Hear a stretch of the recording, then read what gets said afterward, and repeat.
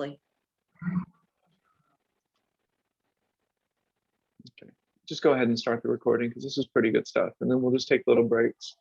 And I think when I take a break later, I might go back and just do a little bit of video editing, but I'll use the breaks as the opportunity to edit or Sure. the indication to edit. Just make sure you mention to people that recording has already started because they might not want to have things recorded that they say. Oh, that's true. You kind of have to Signed out. announce that, you know?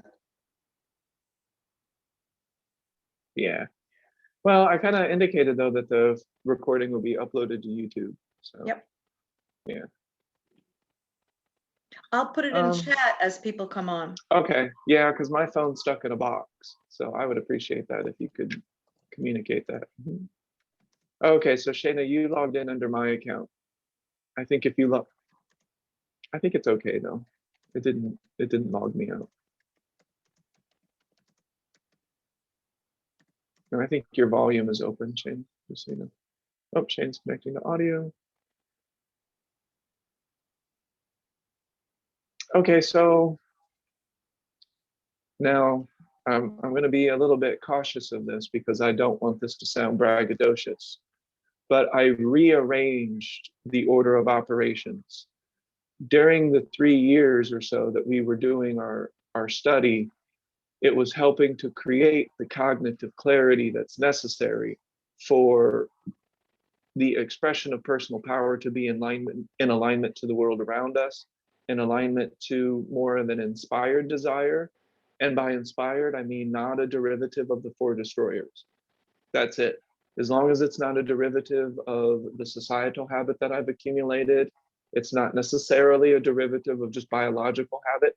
It can involve society, it can involve biology, but it's not necessarily habits that I've created already. So if it's not habits, then it's probably creative, it's probably new, it's probably something that is some sort of new expansive idea or something like that.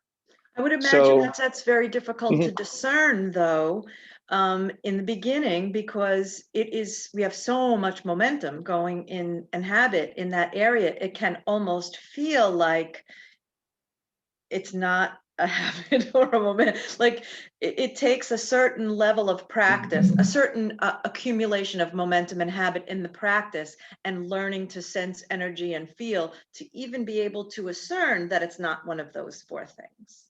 You know, nobody from the outside can tell you that you're doing it or you're not doing it. It's something that you have to be aware of yourself. And that awareness is kind of a fine tuning.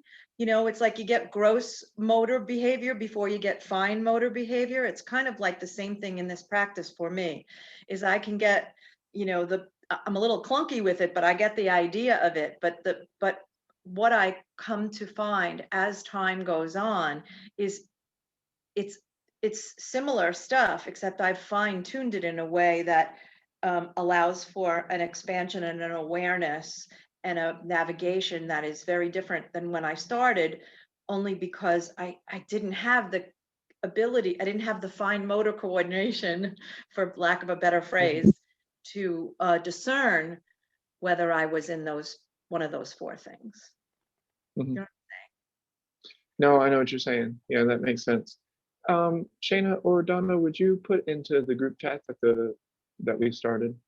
We're just kind of doing some. Oh, on Facebook, you mean? Sure. Yeah, on Facebook. Sorry. I'm sorry. What did you say? Just let the group know that we're doing a little background chit chat before we get started with the webinar's material. Okay, I have to log into Facebook. I don't have my phone. Yeah. I'm doing it. But Donna, so I'm going to be a little bit more specific because we do talk about the accumulation and the result of accumulated practice, and that is absolutely essential. But what is the result? What happens with the accumulated practice? What is it accumulating to, and then what is actually occurring? And I'm not going to interrupt you.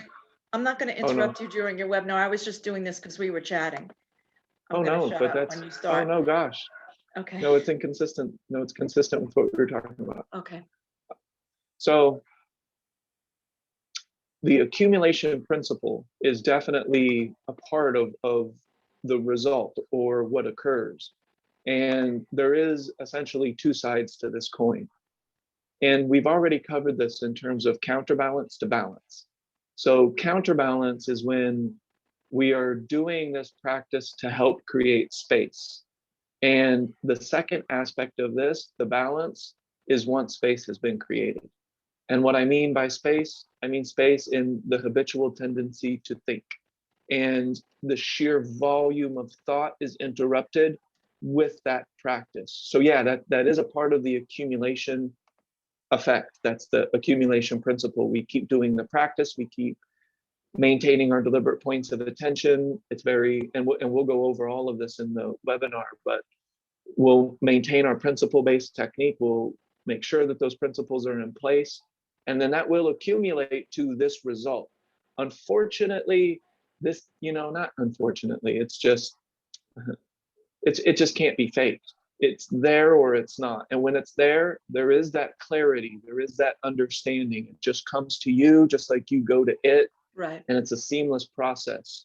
So by doing this practice even more, which is what I also did when I took the break, but it's also something that I was doing, especially at Beyond Hello, because I was starting to see that my interaction with other people was lacking specific deliberate tricks of attention.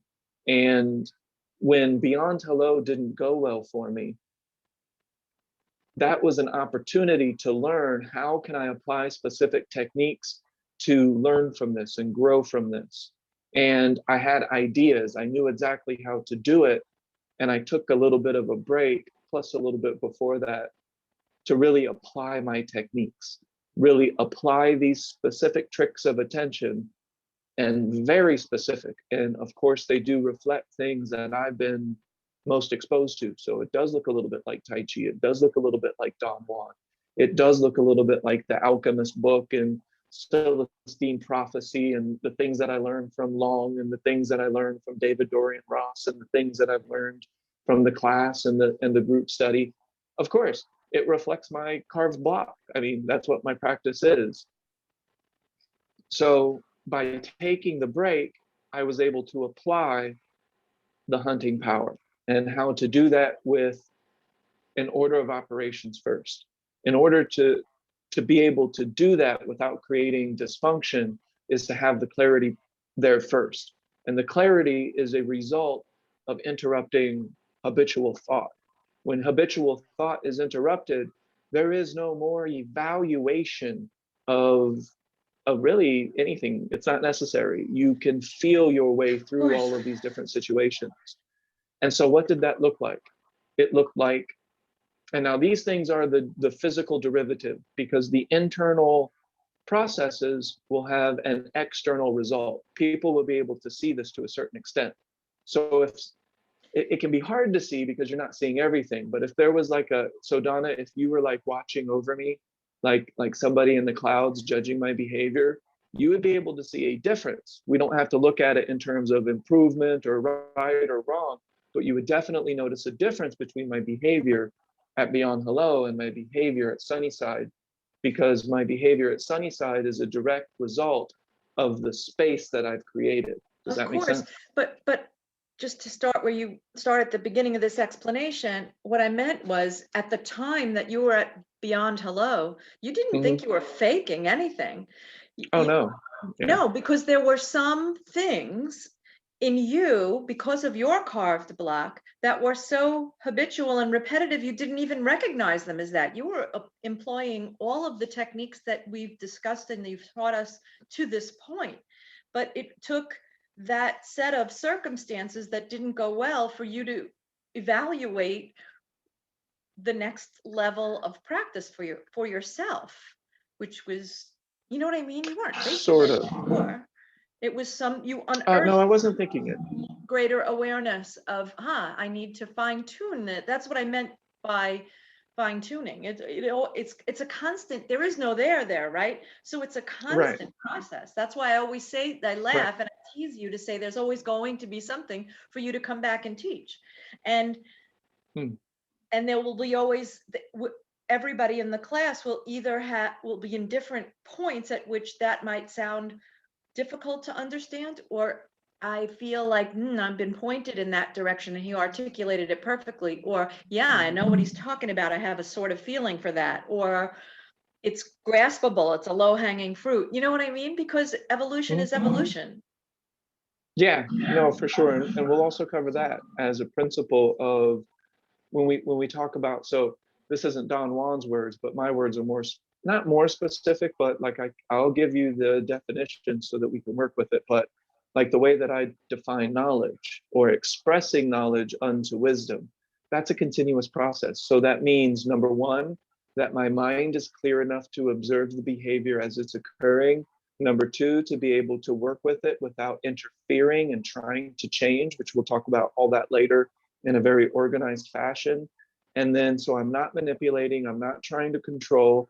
It's just the direction of my attention that is actually learning to interact with the behavior. Which And you then there's always have been. constant behavioral change. You've And this always will been very continue to occur. principled. Yes, you've always been very principled about that. I don't want to change people, but your expression of it has become more fine-tuned since your first Sure. Facebook Lives till it is now. Oh, of course. And you're right. So the struggle that I had is that the principles, well, no, now they don't continue to evolve as much just because there's, in order to keep it simple, there can only be so many little basic principles. And I'll demonstrate that today. I've finally organized this. So no, I don't really see myself at 110 adding to the rule of three. It's the rule of three, not the rule of 333,030. No, of course not. But right. presence takes on a whole new meaning when you've had the momentum of practice.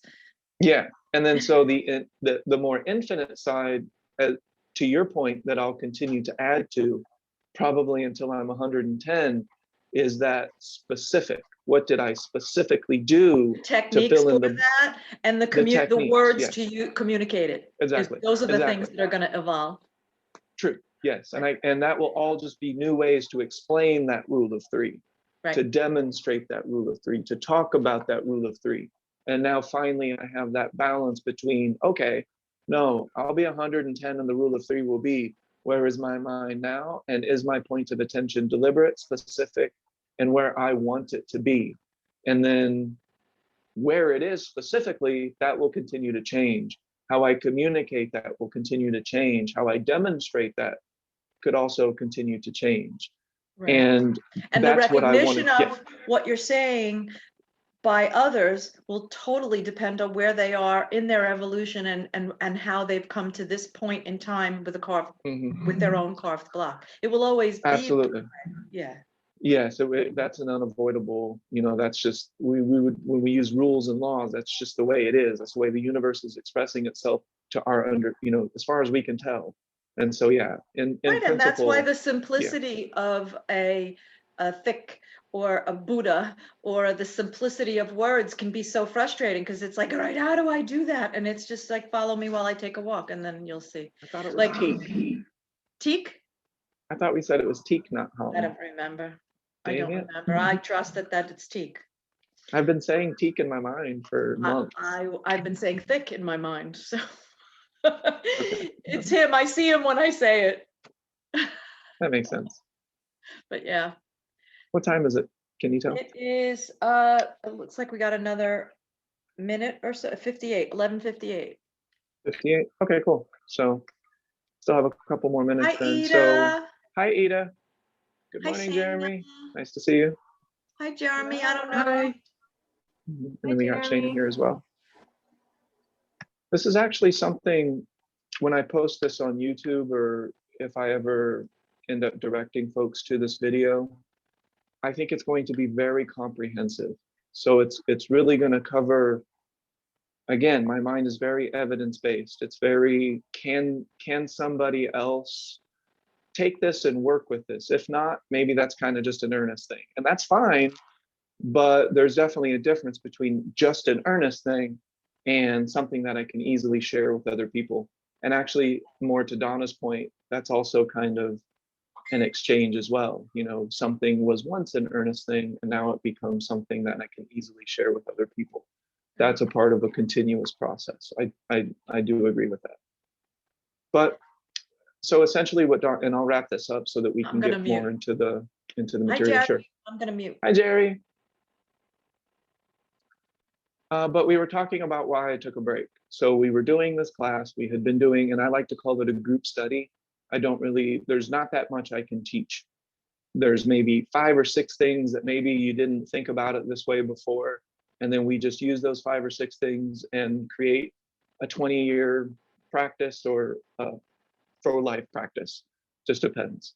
But the idea here is that I took a little bit of a break to apply some techniques before I offered them. You know, I don't think it's responsible of me to not be able to demonstrate. So in principle, and this is kind of, Jerry, you had a question about, you know, sharing tea. Hi, Lisa. Thanks for hanging out. It's good to see you. Good to see everyone. Hey, there's Ida, hanging out in the studio. Or it looks like a studio because you have books behind you. So the reason for the break, although I'm going to continue doing classes or group studies, as we like to call them, but it's going to be more organized. And I needed to take some time to really let things come to me, because as you know, I'm not all about force and trying to control and manipulate. And I have a new principle that I think Donna might like. It's a personal principle. So personal principle means that this is true to Ernest. And I do believe this reflects principles that are true to all of us. But again, this is just me. But I call it the Anthony Robbins principle. And sometimes I would be kind of snickerty towards Anthony Robbins, although he's heck of a guy. You know, I love his stuff to an extent. But the Anthony Robbins principle is human beings or people tend to underestimate or overestimate what they can accomplish in a year, but then grossly underestimate what they can accomplish in a decade. And from firsthand experience, I can tell you that that is an error I have made, but I have also started to really experience that change that can accumulate over decades, the change that can accumulate when the practice is consistent. And we're going to get into all of that in detail. But the reason I took a break was to organize some things that I wanted to share. But you know that my principle is to shine your light brightly and make yourself available to answer questions. Because I'm not here to change. I'm not here to manipulate. I'm not here to heal other people. I am here to offer an example and answer questions that people have in reference to that example. So the reason that I took such an extended break was to really apply some things that I knew I could do, but I really needed to focus. And sometimes, for a variety of reasons, the things that I was doing it wasn't as easy to focus on. I call it hunting power. And I know, Jerry, I haven't really talked about that. I've mentioned it. I don't know if flirt with it is the right word. That's kind of I don't know if I want to say it that way, but I needed to demonstrate it. That's the bottom line. I needed to show myself, what is this? I have these ideas. Can I organize it, express it, and then share it? And I can. So I can express this. It's not the final aspect, but it's a new aspect to what I have to offer or what I have to share. And then hopefully there's questions and, you know, I can answer all that. Does that make sense? So during that break, and I know, you know, Shana and I have talked about this, I have a type of clarity, and that clarity is very simple. It is a gap in repetitive, habitual, dysfunctional thought. So I can, and I'm not going to sell myself short, but I'm also not bragging, but I can essentially suspend my internal thought, my internal dialogue, especially when it is repetitive, habitual, and it's not making me feel, I'm not going towards inspired, loving, earnest. If I'm going away from that, that's a form of suffering. And what I've learned to do is simply direct my attention to have an amazing derivative, so many derivatives, and that's kind of what we're going to talk about a little bit today as well. So first, we did these classes. It helped me organize my own practice. And I know that's kind of what Donna's talking about, that it continues to evolve. By doing this class with you all for 3 years, I evolved my own practice. And the definition to all of that, came about as well. My ability, the definition is so that I can communicate it, so we can talk about it, so I can share it if people ask me. And so in just a very short amount of time, I put myself in a position. Shayna and I did this together. I also wanted to show how communication could work, how people could work together. There's a lot of different things that I think that we've demonstrated. But, and the way that I talk about this does sound exterior because the interior occurred first. The clarity was there first. The relaxed mind was there first. The connection was there first. The lack of competition, the lack of attachment to ego. Remember, this is about balance, not declaring war on one side or the other, or necessarily indulging in one side or the other. It's about finding that happy medium that Socrates called the golden mean, that balance between the two extremes. So in that short amount of time, everything on the outside changed. I'm even having trouble, like right now, I don't want to feel braggadocious. That's not a feeling I enjoy. But Shayna and I have come a long way in a short amount of time as a couple. We have come a long way in terms of exterior circumstances. It was my personal principle to, if I could, be able to walk to work. I can now walk and use public transportation because I want to be a little bit more of a conservationalist. I wanted a job that I could help people and focus on that as a source of income, so that my books and my webinars and things like that I'm sharing about mindfulness could be dirt cheap or free, just like this free webinar, for example. And there's so much more. I don't want to sit here and name everything, but everything down to the amount of light in our apartment, everything down to we sold our house in a day. The tree that I had been predicting finally fell on our house after we moved out. There's so many little synchronistic things that have been occurring as a result of one thing. And that one thing is a result of practicing mindfulness, practicing where is my mind and did I put it there? But cognitive space in the overall volume, the sheer volume of thinking. And of course, I do evaluate thought to a certain extent in terms of repetitive, habitual, and not making me feel well. But when the thinking relaxes, exactly, Donna, we can navigate by how, not necessarily just on how we feel, and I'll talk about that as well, because I've actually started to call that something electrochemical, emotional. So it's not some mysterious thing that's occurring. We can look at this in terms of modern psychology, modern biology. There is a biological occurrence that we can talk about. There is a psychological occurrence that we can talk about. But there's also a spiritual occurrence that we can write poetry about, or we can do some movement about, or we can have some sort of painting that is expressing that, spiritual, vibrational, can't quite put words on it type of thing. So does that all make sense? And so I guess that kind of wraps that up, just kind of explaining the hiatus.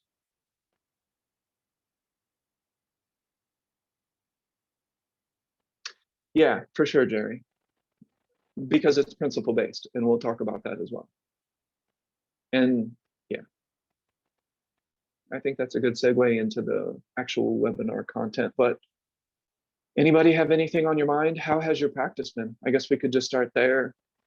Donna was mentioning that, that this is the longest period of time that we've ever had, like over the last 3 or 4 years. Jerry's better with the, like, whether it's 3 years or 4 years or 5 years, I get confused, but it is a period of time that we were doing our group studies together. And then we went on a long period where we didn't. So, I mean, I guess we could start there if anybody wants to. Yeah, what I was saying before, because I was on early to help Ernest sign on and test volume and stuff. And I was saying that I suspect that what he's going to talk about in the webinar is going to be particularly, maybe more beneficial or have more resonance to us because of the hiatus, because we really all had to navigate our practice during that time without using the class as a tool. So that tool was eliminated and couldn't be a crutch or a lazy, we couldn't be lazy knowing we could just get in class and get, you know, our practice back in order with Ernest's reminders or each other's reminders. So whatever we're going to talk about in his navigation through this time, I think to some degree it will we'll recognize it in some way as something we're pointing towards, as something that we recognize was missing, or it's not going to be totally new. It's going to, we're going to recognize it as an evolution of practice that he's experienced and had found words and organization for, just like we did in the beginning when we were first attracted to class. Mm-hmm. Yep. Hey, Lauren. We got Lauren, and yeah. I know I have had but a whole new way of navigating, not a whole new way, just a slightly different way of navigating in the absence of class. Like I really had to look, you know, say, oh, am I doing this or am I not doing this? Like, so I'm sure you all had some version of that. For sure. Okay, so maybe this way, I'll just get us warmed up. I'll jump into the webinar. We'll have question and answer at the end. So if there's questions that come up, maybe write them down, and then that way I can address them at the same time. But if there's something that's just like burning, then just, you know, just jump in. I don't mind, cut me off or raise your hand or whatever. And then we can talk about it right in the moment in case there's maybe a term or something that I'm using. So I have my notes in my notebook, and that will reflect the slides that I've created. And I'm pretty sure I posted a link. I think that, yeah, I posted a link in the group chat, but I'll make this available on the website as well, so that if you want to, you can follow along in the slides. And then I'm not sure if I'll use the chalkboard feature. I probably will, just because if history tells, I definitely use the chalkboard feature at some point. But if I do any of that, then I'll save the chalkboard screenshots or whatever it does. It gives me, Zoom gives me the whiteboards, and I can save those. So I'll post those as well. But I'm going to go ahead and share my screen, and then we'll just jump straight into the notes and the slides, and we'll go from there. So, oh, this is my website, and these are the slides. All right, so essentially, and I'll just start with this. I have, you guys know I use binary. So no, the universe itself isn't binary, but my mind often is. The way that my mind works is wired fundamentally zeros and ones, firing or not, connections are happening. True, it's a lot of connections. You know, there's a lot of synaptic things occurring all at once, and that creates this wonderful human experience. But I like to sometimes embrace binary so that I can remember. Sometimes 3 things. I think 3 is kind of my, no, I have 4s. The 4 destroyed. So sometimes I'll put things in 4. Anything more than 4, I need Jerry to take notes so that I can remember. Otherwise, I'm going to forget myself. So the idea here is that I have divided the practice, or everything that we're doing, into 2 fundamental parts. And the reason for that is something that Donna has predicted, is that the practice continues to evolve. I kept getting to these moments where I'm like, I can't expand upon this. It's it, you know, it's clear. This is it. I'm done. And then I have a month later, I'm like, oh shit, like, no, that's just a doorway to something else that alludes to something else, that shows me something else. So I had to find a way to reconcile this, because as you guys know, I'm not a big fan of masters. I'm not a big fan of apprentices. I'm not a big fan of levels. I'm not a big fan of differentiation. I'm better than you, and you know, I'm level 10 black belt and you're just a white belt learning how to walk. I get it, and I just don't prefer that. You know, that exists for a reason in the island of the practical, and I don't need to declare war on that. I think it's a great way to learn martial arts, to have all the different belts and stuff like that.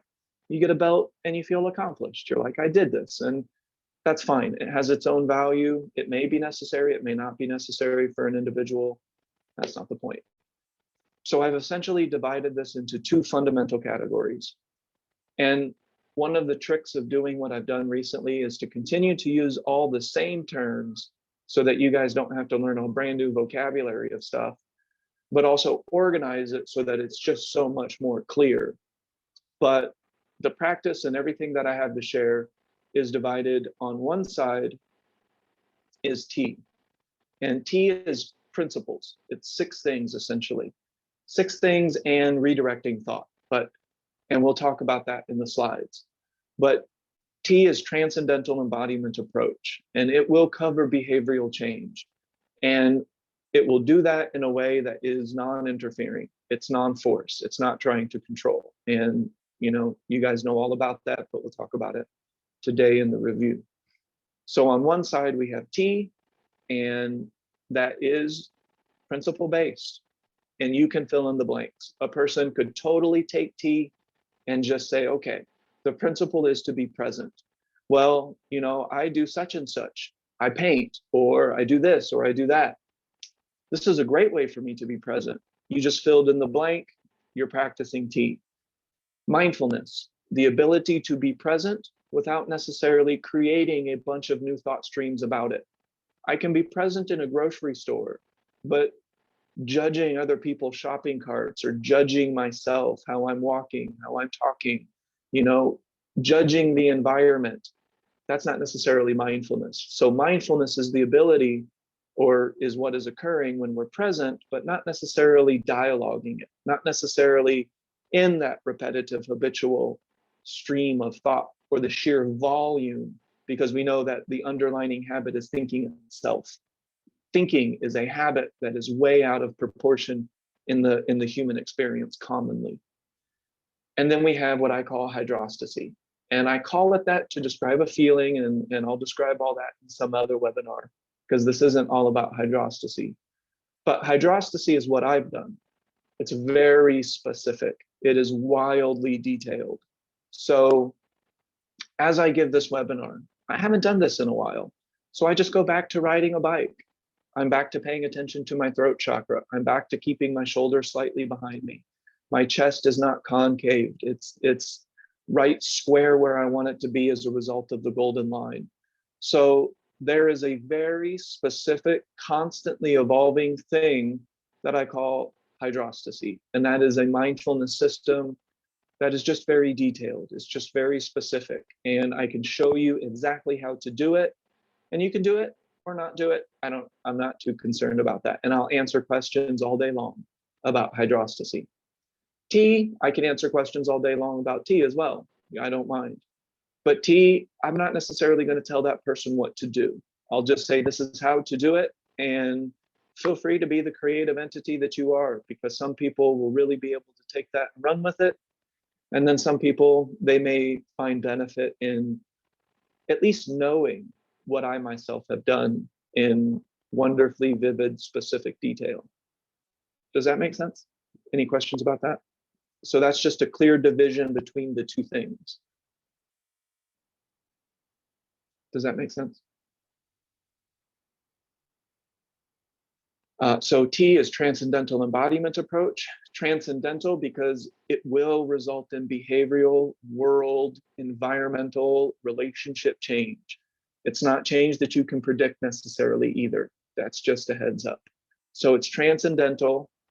It's a result of embodiment, and it's your approach. And it's just one of an infinite variety of potential approaches. And it's principle based. It's 100%. I can show you where this is, and that's what other classes will be, other webinars will be, but I can take every single aspect of T, and I can show you where it's occurring in nature. I can give you examples of my experience. I can repeat some of the experiences that you have all shared, because I remember a lot of them. I can show you where I've read it, where I've come across this in reading, where I've come across it in academia, where I'm like, oh shit, here's this term in the psychology textbook, and I've been making this shit up, but here it is. It already existed. Like, who knew? So that's pretty much how we'll talk about it today too, is just those two different aspects is T, and then hydrostacy is a feeling. And I've talked about that, but I'll definitely describe it a little bit more today. All that sound okay so far? All right, cool. So let's go to the slides, and then that, of course, will be more detailed and more organized. And you guys have access to all this, by the way. But these will be the main categories that we talk about. So if you have questions about any of this or any other questions that you wanted to ask me, I've tried to, in some ways, I've hoped to include the previous questions in this content. So if this content doesn't answer your question, then maybe just write the question down and we can talk about it. So first up is mindfulness defined, just a very clear-cut, basic definition of mindfulness. I have to be able to talk about the nuts and bolts of what we're doing in the most basic way. Because when my mind was, knee deep in suffering, when I was in the height of psychological suffering, I needed things to be as basic and as clear-cut as they could be. So mindfulness defined, we'll talk about that. And you know what? I'll just let you read these. I'm not going to preface them, and you can come back to it later. But yeah, so let's just get into mindfulness defined. All right, so some of this is going to be, when I use acronyms, the reason I'm using acronyms essentially is to talk about it in a way that psychology would understand. And psychology isn't a person, but psychologists would understand, or people who study the academic aspect of the mind or psychology, they would be more apt to understand this terminology. Because like I said, I can describe these things in a variety of different ways. But mindfulness is paying attention. That's it. That's pretty freaking basic, isn't it? So think about the way that this word is used. If I'm telling Lisa to be mindful of the way that she talks to the store clerk because they're going through a hard time, I'm telling her to pay attention to the way that she talks. That's it. So I'm saying to be mindful of your environment. I'm telling you to pay attention to your environment. That's it. That's pretty much. Now, the interesting thing, though, is I'm not telling you to think about it. So never did I say to be mindful of one's environment means to also dialogue it and judge it and label it and compare it and contrast it and try to figure it out and try to manipulate it. I actually didn't say that at all. I just said to be aware of it. And then, of course, in parentheses, we put without creating new thought streams about it. That's mindfulness. So to be mindful requires presence. And I love my grocery store example, and I'm sure you guys have examples as well, of when you have been in the present moment. Here you are now. And then you see somebody walk by and you start judging them, or you look at yourself as you're walking by a window or something and you start judging yourself. There's all kinds of different ways that this can manifest. And of course, we can all talk about it because it's occurred. So the idea is that mindfulness is simply paying attention. The third pillar, and I'll outline this in detail as well, is to pay attention on purpose, deliberately, intentionally, and willfully. Again, without necessarily thinking new thought streams about it. I say necessarily because actually we can use thought in the beginning to help relax the mind. So we don't have to declare war on thought. We can just be more deliberate with thought. And then eventually we can allow creative thought, functional thought, inspiring thought, new things that come to our mind. There's no need to declare war on the aspect of our cognition that we call thinking. It's fine. But in the human experience presently, it is grossly disproportional and is the key ingredient to almost all human suffering, both physical and psychological. So I managed to spin that the whole 180, didn't I? Thinking is fine, but it's also the cause of all of our issues on Earth. Only because it's out of proportion. And when it's out of proportion, it becomes habitual, it becomes dysfunctional, and yeah, we'll get into that as well. So how about that? Any questions about that point? So that point, again, was mindfulness is simply paying attention without new thought streams necessarily occurring. Has anybody experienced that? I'm sure we've covered this at some point, but to where a person can be present, but then just tear it up with words, like just insert dialogue here and there and everywhere, and that's not being mindful of our environment. Does that make sense? Can anybody vouch that that's not just happening in my own experience? Is that happening to you as well? Yes. Okay. Donna gave me the thumbs up, so I'm not the only I one. mean, like, here I am. Here's my feet on the floor. Oh, my Mhm. feet are cold. I hate these There you shoes. go. I'm supposed to get There new you shoes go. today. Here's my Yep. breath. Oh, my belly feels so full. I ate too much. That kind of thing. Exactly that kind of thing. Yeah. Yep. All right. So see what our slide has to say. Oh wait, chat. I forgot about the chat. I have to look all the way over here for that. Yeah, the rolling commentary. Exactly. Yeah. And very often, again, it's not the commentary. That's not evil. We created the commentary. The human being created that. We did that for a reason, so that we could communicate, so that we could share our experience, we could talk about it. We could say the ocean is beautiful. And when I say that, somebody else will be able to say, oh, I too have seen the ocean and I also agree that it is beautiful. We have communicated, and maybe now there's a feeling between us and there's understanding and all kinds of things. But so the bottom line is that we're learning to pay attention to the present moment on purpose. And that's what our mindfulness practice is. So paying attention, how do we do that? What are we paying attention to? What does that even mean? The only way that we can sense the world around us is using sensory perception. Now, I'm not going to say that sensory perception is limited to the five senses. However, anything that we are learning, any of the bits of data from the world around us, we're taking that in through sensory perception. I can see the computer screen right now. I can hear my own voice to a certain extent, because when I watch this later, it's going to be like, oh shit, that's how I sound. So that's actually a good example of naive realism, thinking that we sound one way and then hearing it sound another, or how it sounds potentially to other people. Our perception of something is not necessarily the truth or how it absolutely is. Oh, special weather statement. Perfect. Yeah, I figured like something was it wouldn't be a webinar without like the power going out or a thunderstorm or something occurring. So I'm just anticipating what that will be. It'll be something though. Where was I? Okay, so five senses. Any questions about that? Like I could talk all day about that. We could have a whole separate webinar on the five senses, and that's what people talk about with mindfulness, right? They're telling you to feel the world around you, and hear and listen to the world and the birds and watch the clouds and all of that, right? So that's pretty consistent with what we understand about mindfulness so far. We're learning to pay attention to the world around us, and we do that via our five senses. That's pretty basic, right? Does anybody have any questions about that or anything to add? I'm going to get into some. These are even being accepted in psychology. So I was actually reading this in textbooks that there's more than 5 commonly accepted senses now. And that's pretty cool. Not quite ESP. It's not quite like some of the stuff we see in groups on Facebook, but yeah, more than 5 nonetheless.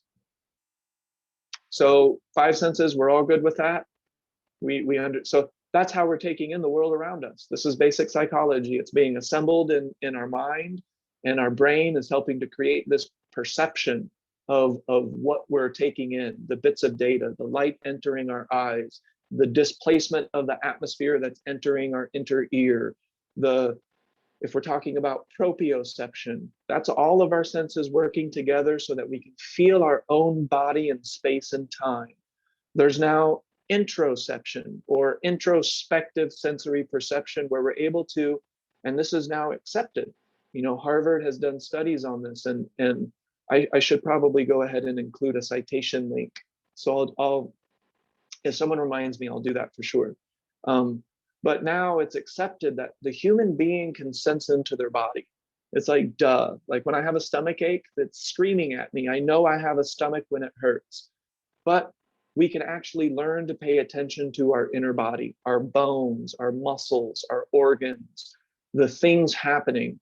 And of course, I can talk about this in different ways. I can talk about it physically, I can talk about it electrochemically, and I can talk about it vibrationally, spiritually.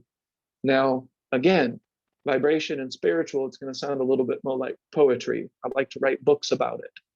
But the other ways of talking about it, I can do a webinar. So does that make sense? 5 senses. And I also talked about the other senses is the ability to sense our body in space and time. That requires like inner ear function, for example. It requires a variety, depth perception goes in real, and some people can operate without depth perception, of course, but for most folks, depth perception is going to be included in our proprioceptive abilities. But we know that it's also electrochemical, because if we suffer an injury to our spine, we're no longer able to sense into our body. It's different to sense into the world around us when we can't feel our arms and our legs and our physicality. So when I say mindfulness, what? Mindful of what? How? Mindful of our sensory perception. And what does that look like? It looks like colors, it looks like shadows, it looks like people, it looks like geometry, it looks like the things in the world around us. It sounds like listening behind us, and that's technique. So I'll get into the techniques. So the techniques are designed to essentially pay attention, mindfulness, without creating new thought streams about it, to our sensory perception. Any questions about that? And I'll get into that in more detail, of course, because that's why I'm doing a whole webinar about it. And then feel free to take any notes you have or any questions you have, and I'm thrilled to answer that, because I actually love question and answer. But introspection, the ability to sense into your body. Proprioception is the world around you, your electrochemical state of being. We could call that emotion. We could call that your, if you want to talk in different words, we could say that's your vibrational frequency. You know, there's all kinds of ways that we can talk about this. Although emotion, electrochemical, hormonal, that's going to be more commonly accepted in our scientific groups. So that's the stuff I would talk about in my papers, you know, in psychology. And then the voice of power, which is attention on deliberate thinking. So again, and I'll expand on this more, I'm not here to declare war on thought. I've seen what that can do. You know, my teacher was a Chan Buddhist, or Zen. The Chinese word for Zen is Chan. So he went to the city of 10,000 Buddhas, very serious into Buddhism, declared war on thinking, declared war on a lot of different things, and just took himself into a different kind of suffering from the one that he was in. But we're talking about balance, golden mean. There's a golden mean with thought. There is functional thought. There is a way that thought can be very interesting, at least to you.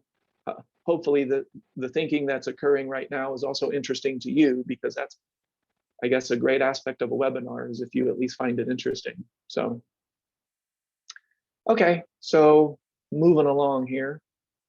So electrochemical state of being, that's just a way of talking about emotion and things like that. You know, it's electrical because we have a central nervous system. We have a peripheral nervous system that's, oh my God, I have a hand. Thank you, peripheral nervous system. I appreciate your electrical signals being carried up to my spine so that I can feel you. And then that gives me a happy emotion that is a derivative of chemicals. That's all great. And I can perceive that because I have this consciousness. And if I place my attention on it, it grows in my experience. Now we're getting into law of attraction talk. Does all that make sense so far? Or have I met with any stumbling blocks so far?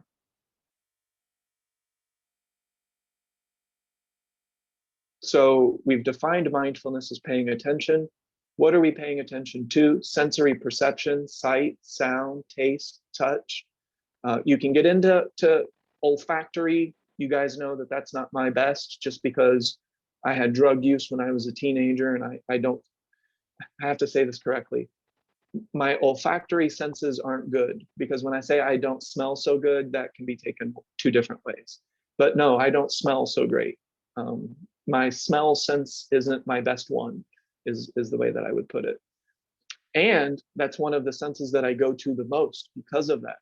And that principle, put your mind where it's used to being the least. Because my smell sense doesn't work that great, I don't have a lot of habit around smelling the world around me. So to deliberately check into that sensory perception is an act of deliberate attention, which is what we're going to talk about, of course, as we go along. The third pillar, everything that we're talking about, 3 pillars: presence, attention on the present moment, mindfulness, attention on the present moment without necessarily creating thought streams about it, deliberate attention, maintaining specific, deliberate points of attention as often as you can remember, eventually all day long. Eventually, differential rotation, differential points of attention, to the point where you can maintain multiple points of attention all throughout the day. So that means your mind is exactly where you have put it as you see fit. That is the foundation for everything, for freedom, for conscious creation, for inspired creation and inspired inspiration. I think that's kind of the same thing, but yeah. All right. Okay, no, we've moved on from that. Okay, so applied mindfulness. So I have this thing that I call from theory to application. That's what T is about. T is about application. T again, transcendental embodiment approach. That's an acronym for a practice. It's just one approach. A monk in the mountains, maybe they learn to do certain things with their mind that is similar. I don't know. I'm not prepared to say that this is the only way. I think that's arrogant. So it's an approach. It's transcendental because everything will change. It's embodiment. Embodiment is required. This isn't the half-assing it approach. Half-assing it could still actually be, a relief, and it could still be a beginning of something that's wonderful. Remember the Anthony Robbins principle, over 20 years? Half-assing it could end up being something miraculous in their experience. Who knows? Not my place to judge, and it's not my place to try to control and manipulate and change either. So I just make all of these different things available. So we have our presence, we have our mindfulness, we have our deliberate attention, and now we're going to use that in a way that can change our life on purpose. Conscious creation. So we begin with, and this is all still review for most of the group, the 3 pillars. And this is what I've been talking about so far. The 3 pillars is presence, look around you and name shit. There is a cup, and that reminds me that I'm thirsty. There is a couch, there is an animal. In order to name things around you, you have to have a degree of presence. Does that make sense? Can we all agree that to really look at things and to name them? Now, that's not our goal in this practice necessarily. I'm just using that as an example, that you can place your attention anywhere that you want to in the present moment. And that requires a type of presence. You are present when you're listening to me. You are present when you are thinking about something, actually, in a manner of speaking, especially if it's a deliberate thought. So we have our presence. We have our ability to be present without necessarily thinking about it. I can look at the sunset and I don't have to think anything. I can just look at it. That's possible. Okay, well, now we have the 3rd pillar. That's chosen points of attention. The best way to make sure that your points of attention are chosen in the beginning, this isn't necessarily the case when you've been practicing for, an amount of time. I don't know how long, but it's whatever. Different for everybody. But when you've been practicing long enough, you can now choose your points of attention. In the beginning, we do that by intending it in advance. Does that make sense? I today choose to pay attention to shadows. I today choose to pay attention to certain points on my body. I today choose to listen to certain sounds. I today choose to, when I eat, check into the flavors, maybe even name them at first just for fun. Again, it's just a technique that can lead to thought just being an option. You know, it's okay. Again, thinking isn't an enemy. It can be a tool. I call that the voice of power, when we use thinking deliberately, intentionally, and willfully. Does that make sense? We have our 3 pillars. Any questions about that? That's the most fundamental, most fundamental part about any of this is the 3 pillars. And so if that's clear, then we can kind of move forward. Everything all right? Ida, Lisa, Shayna, any questions? 3 pillars. We got that, right? Like, we've been talking about that for 3 years. I get it. Okay. So the redirection technique. Again, this is just an approach, folks. If you know another way, if you want to combine things, it's your boat to float, and I'm never going to judge your ways. Go do what you want to do, and I hope you get the derivative that you're looking for. But with that said, T, the transcendental embodiment approach, and hydrostacy, which is the same thing but specific, very, very specific. Hydrostacy is very specific. T includes the redirection technique. Redirecting what? Can anybody tell me? We're just going to do a little bit of interactive review. Can anybody tell me what we're redirecting? What must we redirect in the human experience? Otherwise, we're being passive too. Passively allowing what? Donna, I know you know. Just jump in there and just let it go. What are we redirecting? Our attention. We're redirecting our attention, and in this case, we're redirecting thought. So can you tell me what thought must be redirected? What thought is never serving me, no matter the weather, ever, ever, ever, ever, ever, ever? Anything that doesn't make me feel good. Ultimately, anything that doesn't make me feel like I'm going towards inspired. It doesn't make me feel well. If I am thinking a thought that makes me feel shitty, that is never going to be the most energy efficient dynamic. I may break down, and then I may have the opportunity to break through, which is a silver lining, that's for sure, but it's not the only way. The transcendental embodiment approach does not rely on breakdown to break through. If that occurs, break through like a champ. Go ahead and do that.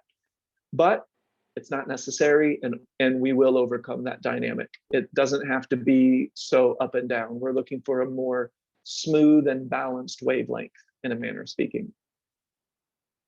So the redirection technique is to redirect any thought that is repetitive. There is no reason to think the same thoughts in the same order. If I think, I'm not good enough, I'm not good enough, that is the same thought in the same order. And if you're really paying attention to your own cognition, you may be surprised how often we think the same shit. Does that make sense? So we're just starting with that first one. We're redirecting thought that is never beneficial. It is never the most energy efficient dynamic, I would say. It doesn't mean we can't learn from it, because we will. It's just not the most energy efficient. It's not the path of least resistance. It's not the act of allowing or non-interference. But it's, like I said, if you do find yourself at a breakdown, break through like a champ. Go ahead and get up and do that. But heaven it's the forbid, first thing that Ida, gives you relief. When you learned that was the first thing that gave me relief, was to know that I didn't have to believe the thoughts in my head about myself. And when you named it leaking power, that's exactly what it felt like. And it was good to know that I could put a stop to that and redirect it straight away. And Ida, just for fun, can you tell me what leaking power is? Just for the cohesiveness of the webinar. Well, leaking power, as we have come to know it, is any thought about yourself or others or about your situation that you're in that doesn't benefit you, and like Donna says, makes you feel unwell, and it's not going towards what you're hoping for in your day, exactly. Peace or joy. It's not going towards that. It's going the opposite direction. Ultimately, all of that is a leak of power. And then typically the way that we use the term, consistent with what Ida just described, is when we're getting down on ourselves. That never benefits a human being. It is never the most beneficial or the most energy efficient way to interact with our life experience. Telling myself I'm not good enough, telling myself that I can't. If I did something that I need to learn from, like maybe I don't look both ways before I cross the street and I almost get hit by a car, I don't need to get down on myself. I'm not stupid. I'm not this, or I might not have been paying attention. And that could be the reason that I didn't look both ways and I almost got hit by a car, but I can learn from that. And that's efficiency, is learning. And we'll get into all of that dynamic as well, because of course I outlined that. So the first stream of thought that does not benefit a human being is a repetitive thought. We do not need to think the same thought. If it is the same thought, it is not creative. If it is not creative, if it is not new, eventually it will get stagnant. It will start to violate that balance principle, that golden mean principle. Before you know it, we're now interacting with our life experience and allowing this thought that I can't, I'm not good enough. Oh, I shouldn't have done this. I'm a terrible person because I didn't look both ways before crossing the street, or I should really learn how to look both ways. Now we're creating psychological time and trying to figure it out. And I'll get into all of that as well with warrior training. But so does that make, and so we're all clear. The first, it makes sense, Ernest, but yeah. for me, it was never about self-deprecation that I found relief from. It was and I know you're going to get into it with warrior training, but it's the loops of thought. My brain could not get around the idea that if I see a problem, which is a whole nother thing, is loops of thought, just loops of thought. If it's okay, do I sell my house? Well, if I sell my house, then where am I going to get a place? Like the loops, I can do those same loops, the loops about traffic, the loops about administration, how they run the place, loops about, it wasn't really about me. It was about situation, things outside myself for sure. And they were so repetitive. It's amazing. And they just are stories that become more solidified, that I believe is the truth. And it's just a story that I would tell myself every time I was in a particular situation. Loops. Exactly. Loops. Yeah. And I would classify the loops of thought as habitual thinking. So we get stuck in those patterns of response. So somebody cuts me off in traffic, poor me, offended Ernest. I can't believe that's a habit. That's a habitual form of thought. And eventually that will get stagnant. That will violate the golden mean principle. We'll find ourselves doing that all the time. And that is not a dynamic that is ever beneficial to us. And it doesn't feel well. It might take a while for me to figure out that it doesn't feel well. First, I feel righteous because I am so clear on what the right way to do thing is. And then it starts to feel like crap. Like I just wasted 3 minutes of my life, not only feeling bad, getting upset, but I've thought that thought a million times before. Exactly. And that's another good point, is that these three often occur together. It's not usually as if it's just violating one. Remember, Jean pointed out, we really only need to be violating one. I just organize these things in threes. Typically, they're all occurring at the same time. It is a repetitive habitual thought that's not making you feel well all at once. It's all the same thing occurring at once. And if you let that thought occur, that is called the passivity of thought. We're being passive. We're just letting this thought run us over like a freight train again and again and again. I don't recommend using force. I don't recommend using attempts to control. That's why this is not cognitive behavioral therapy. That's why we're not going to be doing any, again, if this is your thing and it's been beneficial, by all means, I'm not judging it. But it's not included in this practice. We won't be doing any hypnotism.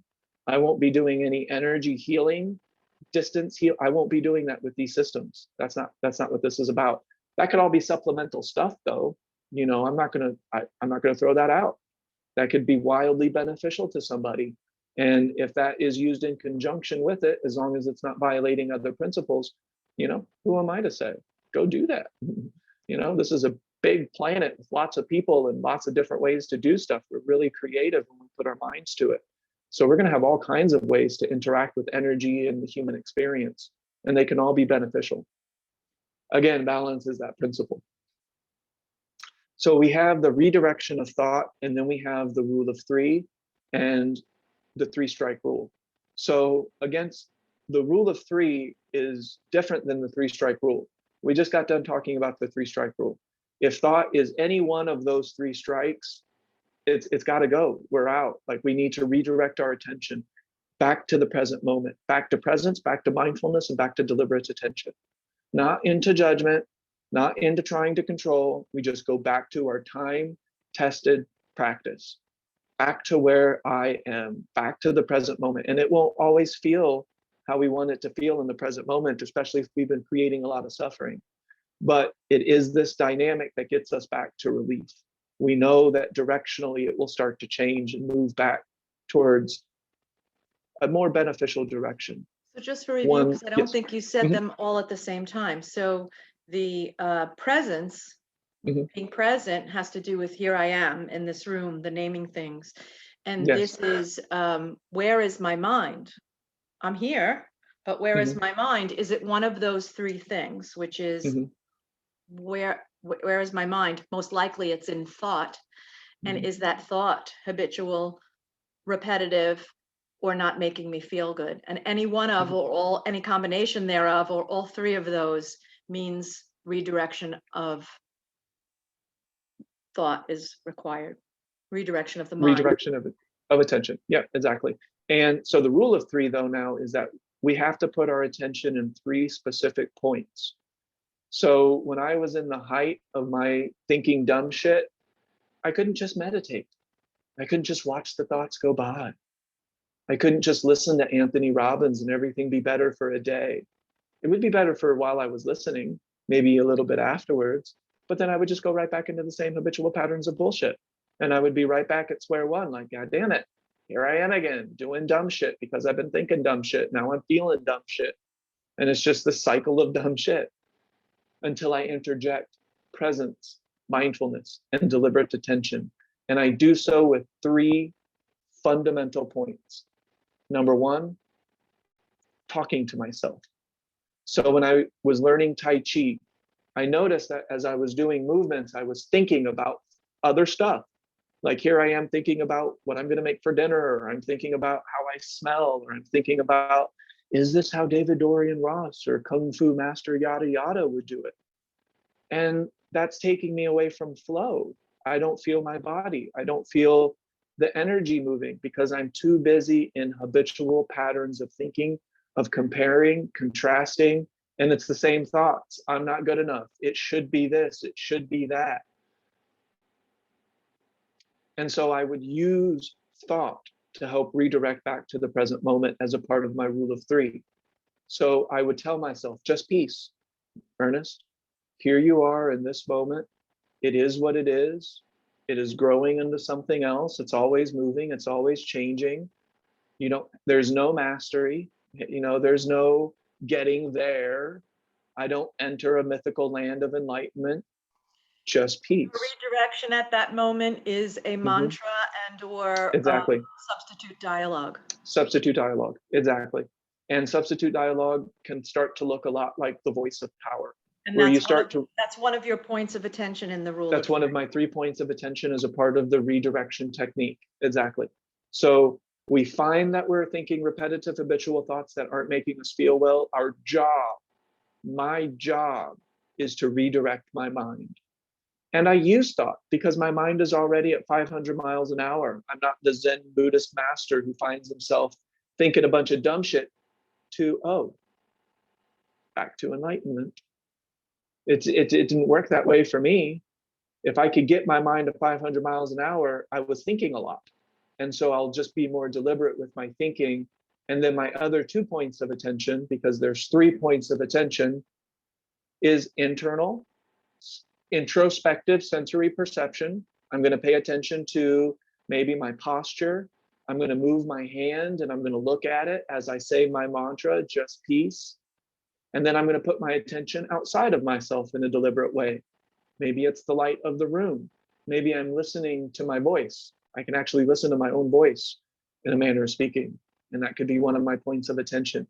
But for me, it required at least 3 points of attention to redirect stimuli, thought that was not serving me, thought that was repetitive, habitual, and not making me feel well. If it's repetitive, habitual, and not making me feel well, I must direct my attention to some sort of thought stream that is in more alignment with the direction I want to go. So that's one of the points. An internal point, maybe it's my smooth breath. That's kind of an internal, external kind of combination point of attention. And then movement, and then I'm doing some kind of movement. And remember, I would go into the closet at the movie theater and I would say, 4 o'clock's gonna come regardless. It's okay. We're really busy right now. We're not gonna be busy forever. I'll have time to congregate and talk and all that will come again. Right now is just right now. It's fine. You see, I'm talking to myself in a productive way, which is kind of talking myself off the ledge. And the ledge is 500 miles an hour of repetitive habitual thinking that isn't making us feel well. So I'm going to talk myself off that ledge. I'm going to breathe a little bit, going to pay attention to my body. I'm going to wash my hands at work because I can pay attention to the feeling of the water while I say my alphabet. And by the time I'm done, I don't want to punch that customer in the face for asking the extremely stupid question 100 times in a row. So the reason that it's called, just for clarification, the reason that it's called the rule of 3 is because what you have found that doing any one of those things didn't have enough power for you to pull you out of that 500-mile-an-hour bad feeling.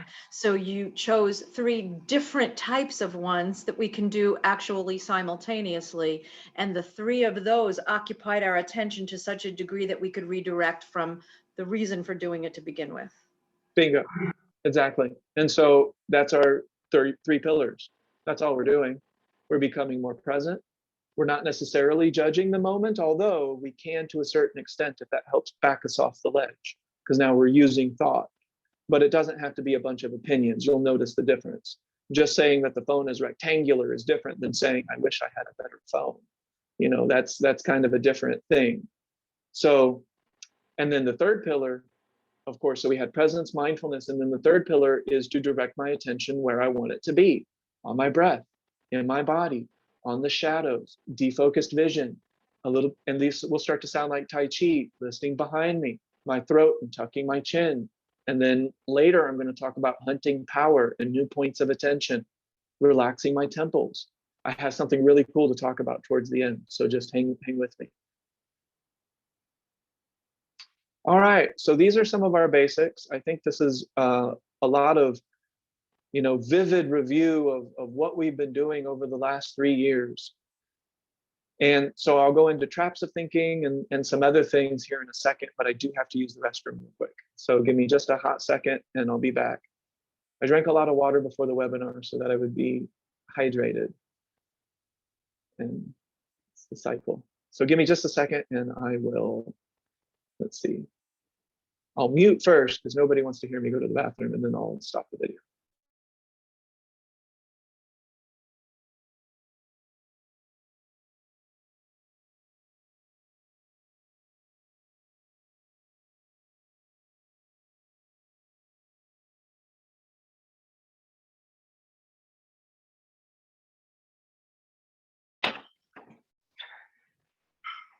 This is doing T during P.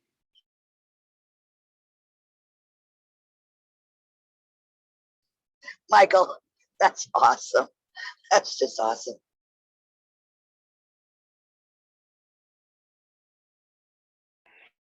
Don't run your beak while taking a leak. In Ireland, we call that water in the spuds. Potatoes. Well, I just did a deliberate P doing T in the car. Wrap your head around that one.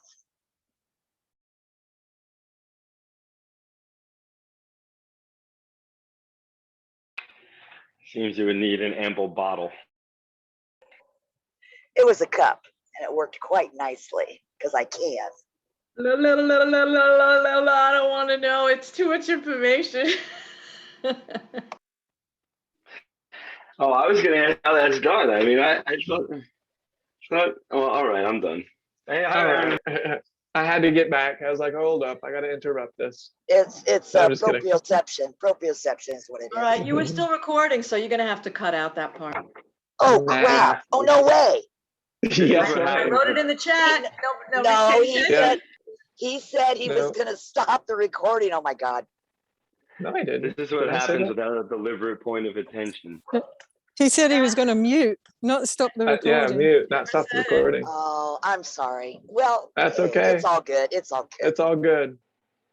This is going on YouTube though, and I hope it gets 100,000 views. There'll be something about this in the comment section if there is though. Okay, so the traps of thinking. So the traps of thinking is I've divided the training into basic alignment, and all of that is still there. Counterbalance to balance, that's all a part of things. And then we have warrior training. Now, warrior training is still a part of T because I can talk about it in those two different ways. In one way, it's very general and just principles. Go fill in the blanks. Have fun. Let me know how it goes. And then I have hydrostacy. I will tell you specifically what I've done. I will demonstrate how to do it, and you can do it too. If you do it, then you're doing hydrostacy. If you do it in your own way, then you're doing T. All hydrostacy is T, not all T is hydrostacy. Does that make sense? Easy peasy. So that should be like super clear. We got that. Are you including hydrostacy as techniques for a seer's practice? Yes. Yep. Yep. Okay.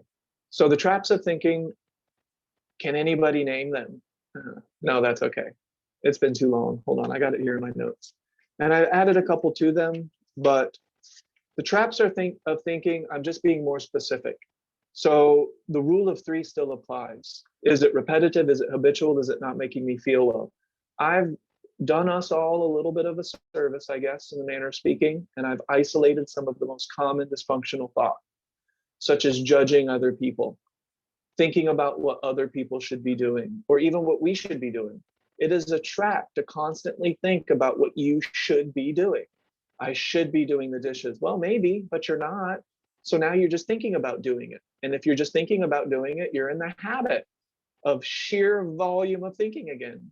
And then we're going to counterbalance and hopefully redirect that rule of 3. That's a part of this practice. Okay. So the traps of thinking, and we can do a whole webinar on that, are all of these categories of thinking.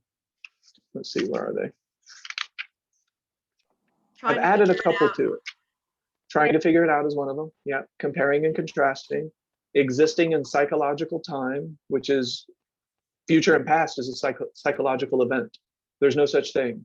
You can read about that in The Voice of Power. The essence of the moment revealed to me, I have never been outside of the present moment. I'm always here. Whether I'm thinking about the future or I'm thinking about the past, I'm always doing it now. There is no such thing as anything else other than the moment that is currently being expressed. The movement that's happening now is always the present moment, and we have never been outside of it. So yeah, thinking about personality changes, I've kind of focused that one in a little bit when we're trying to think about all the things that we want to do with our personality, or behavioral or situational. I wish I was in a different situation. I wish I had different behaviors.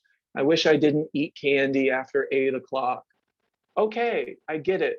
You've expressed that. It's still true. How many times are you going to say that bullshit to yourself? How many times are you going to create psychological time and quit next Monday? Or get mad at yourself that you didn't quit on Monday? You see what I mean? On Tuesday, you're thinking back like, damn, I ate candy on Monday after 8 p.m. again. I'm a terrible person. Now we're leaking power. Does this all make sense? So that's one of the fundamental aspects of warrior training. And then, of course, the other aspect of warrior training is just do energy and the accumulation of personal power. And we did almost 2 years of, wasn't it 2 years of studies on just warrior training? We started warrior training in 2019, and we did all of 2019 and almost all of 2020. And now we're in 2021. So we did warrior training just focusing on those 2 things, redirecting that type of thought, those specific types of thought, and P1, plus a smooth breath times P2 plus eyes on whatever you're doing, attention on whatever you're doing to create just do energy, which is how we accumulate personal power. So that was 2 years, you said. What was your original Tony Robbins quote that this was? Exactly. Yeah, we underestimate what we can accomplish in a decade because we have a tendency of over focusing on what we want to accomplish in the small amount of time or a year. All right, and to finish this slide off, or did I? Yeah, I did. Any questions about this slide? This is how we apply mindfulness. We start to do our 3 pillars, we start to do our redirection, we start to do our warrior training, and this is the counterbalance. Counterbalance and warrior training. So the warrior training, just do energy, just alludes to or speaks to not adding additional thought. It's function without thought. Repetitive, habitual thought. Yeah. Attention, desire, inspiration, decision, do. No thinking. Exactly. Yep. No, actually thinking may occur. Remember, it may be those It functional always may thoughts that occur, occur. but it might be deliberate. It might be, you know, you have to have some thinking because otherwise you'll walk into the wall. But yes, Well, or it could be deliberate. It'll be communicative in nature. It might be a new way to express how you feel, or it might be a new way to, you know. Right, and it'll be in balance. It will be in balance, yes. And it will come from a gap. It will come from the space in habitual thinking. Yep. And then, so this is all still, we don't get into the destroyers and stuff like that, the 4 destroyers, but that's still all a part of all of this. Okay. So now just moving along, I call this the Art of Mind webinar because, well, I took this from, where did this come from? This came from Zen and the Art of Motorcycle Maintenance, but the art isn't always in what we do, but how we do something. So how I interact with my mind, hydrostacy or T, is my finest art. And that art influences everything else. It influences how I spend money. It influences how I direct my attention on my career or on my job, or how I interact with other people, or the types of goals that I have. All of these different things can be influenced by the destroyers, which I'll talk about in another webinar, which comes from modern metaphysical enslavement, or it can come from a mind that is not fighting itself. It can come from those gaps, the space in thinking and trying to control. And that's where the art of mind comes from. So the art of mind, these are kind of some things to expect. And it's where the creativity comes from, such as creative points of attention. Lisa lives on a beach. Ida lives by the sea. Jerry, where the heck do you live now? What is it by? It's by something. It's on the interstate or the highway right now. Michael lives in New York City. I live in Chicago now. So goodness, I have created all kinds of new points of attention around living in a big, busy city. Some of it to help keep me safe, you know. So the number 1 self-defense is presence, situational awareness. Yes. Gulf of Mexico. Gulf of Mexico. So she's going to create techniques around humidity, around seafood, maybe something like that, how to sense into fresh seafood, who knows. But creativity can come in how you interact with the world around you. For example, maybe you're a coffee drinker or you're a tea drinker. How do you drink your tea? What's the deliberate nature that you're interacting with? Maybe you smell it in a certain way. Maybe you sit down with it in a certain way. Maybe you interact with it in a very certain and deliberate way. That can get wildly creative. So our points of attention, which is the 3rd pillar, can be wildly creative. Does that make sense? It's not just my way. Heaven forbid. T, you can add your own tricks of attention. Do you know? Ida does a lot of painting. Maybe she has tricks of attention around inhaling around a lot of paint and fumes, you know? I'm just making that shit up. But maybe she kind of develops a trick of attention or a point of attention where she puts her mind while painting. Does that make sense? While riding the subway. while driving a car. I don't drive a car that much anymore. That's not a trick of attention I use very often. But we can be wildly creative. That's T. Or you can do the tricks of attention that I will outline for you. That is hydrostacy. Hydrostacy are very deliberate, specific, kind of Tai Chi-ish looking points of attention. Does that make sense? How you do them, so it's still your doing, so it's still your creative act. Authentic expression. So how we express our personality. It doesn't have to just come from habit. We can learn to express ourselves exactly how we want to. For example, I will never wear a necktie again. If Michael invites me to New York City to meet so-and-so and such, and it's a black tie event, well, count me out. Either that or count me in without a necktie because it serves no purpose. I don't like them. That's my earnest, authentic expression. What if Mike wants to wear a necktie? Fine. You do you. I don't care. If you ask me why I don't wear a necktie, I'm happy to illustrate. But I don't care if you do or not. That would be violating one of my own principles to sit here and think about Mike wearing a necktie. But I won't wear one because they serve no purpose. They constrict my breathing. They're just a fashion that's based around society constructs that I never agreed to. Nobody asked me to participate in that, so I reject it. That's just an earnest thing, but that's a creative expression. Does that make sense? Is that an example? Yes. But you would not, sorry, it's so loud, the car, stop.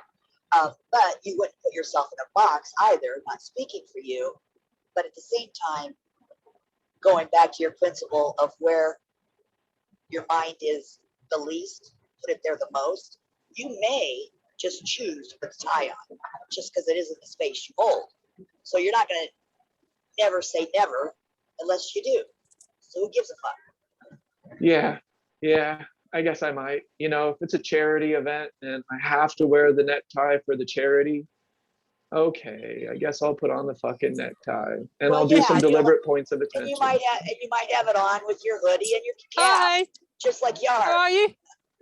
Good, nice. Oh, one second. I got her. But yes, Jerry, never say never. But currently, I reject the necktie thoroughly. But yeah, that's a good way to align that principle, Jerry. That is a principle. Yeah, dynamic, adaptable, fluid. Invent a new necktie. I can invent a new type of necktie. Yes. A comfortable one. If there is such a thing, I will invent that. One that vibrates or tickles my neck or helps me be more aware of my throat chakra or the throat area. Okay. So here are some other creative, deliberate points of attention. The alignment to spirit or essence. So now we're also kind of getting into effect of the practice. So, but the art of mind can look a lot how we choose to interact with the different aspects of the moment. And I talk about things in a variety of ways. I can talk about it physically. I can talk about it mentally and psychologically, and I can talk about it spiritually. Although when I talk about it spiritually, it might be a little bit more like poetry, or it might be a little bit like storytelling, because I'm trying to explain something that maybe doesn't have a lot of definitions to. There's not a lot of terms about it yet. We're constantly adding new words to the dictionary because we're constantly finding new ways to express our experience in words. And that's okay. I love it. It's a very creative thing, and I like it. Exploration of the unknown. I can get into some of these in more detail. I feel like this almost might be an out of order slide, because some of this is also the derivative. We've kind of crossed over into a section where the mind is now relaxed, where the mind is no longer fighting itself because we've been practicing, where the mind is clear. I talked about this as a form of clarity effect. It's a feeling, and I'll talk about that feeling more later specifically, but these are all ways to artistically express myself, and I'm just giving examples. I'll go into detail about these examples the more I go along, so I can continue to refer back to this slide. But yeah, feeling the unknowable, which is kind of the exploration. It's very magical, Ida. It can get very mystical because sometimes it feels like there's no words to describe it. We can't quite teach it because it's like, I don't know how I got here, but here I am, and it's awesome. Creative output. That's all of our creative endeavors, whatever they may look like. Whether that's your home decoration or how you're organizing your garden or how you do your work. Maybe you work on motorcycles and you put your tools in a specific way. I borrowed that from Zen and motorcycle maintenance, but that's an example. Functional thinking. And I define all of this in more clarity, but again, that's a whole webinar in itself. Functional thought is creative. Functional thought is solution-based. Functional thought is helpful to everybody. It's win-win-win. It's win for everybody in general. It's win for me specifically, and it's win for you specifically. Meaning that it's win for the birds. It's win for the planet. It's win for the solar system. It's win. And I'm using the word win in air quotes, but it's beneficial. It's functional. It's expansive. It's evolutionary. It's creative, innovative. And I use the word challenge instead of problem, but eventually our thought can be so innovative that we find new ways to do things, and challenges, they're just challenges. They just become something that we put our relaxed mind on, we have an aha, we just do, and then we look at it like, oh shit, I did that. I moved to Chicago like that. I found the perfect job like that. I found an alignment to most of my personal principles like that. I'm no longer driving. I'm no longer eating a certain way, no longer drinking a certain way, no longer thinking a certain way, no longer behaving a certain way, no longer interacting with other human beings a certain way because I'm interacting with it in a new, deliberate, creative way. So the old just gets replaced with the new. I don't declare war on the old. And so here's a new term. And it's not really new in the way that we talk about it, but it's a new terminology. But it's the layer effect or layering effect, where tricks of attention are layered. They're never replaced. There's no levels. There's no mastery technique that's better than beginner technique. There's layers of technique. I still do stuff that I did on day one. And I still do stuff that, I'm doing things now that I've never done before. But I continue to layer it. I put it on top of. Does that make sense? That's kind of a new terminology. Layering, or the layer effect. Layered effect, however we want to word that.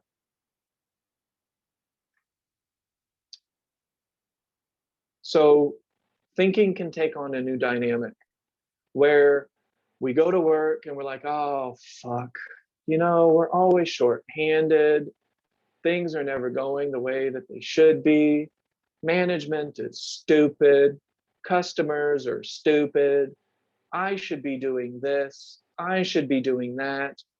I should be Anthony Robbins, CEO, Fortune 500 leader, driving a Lamborghini, taking a private plane.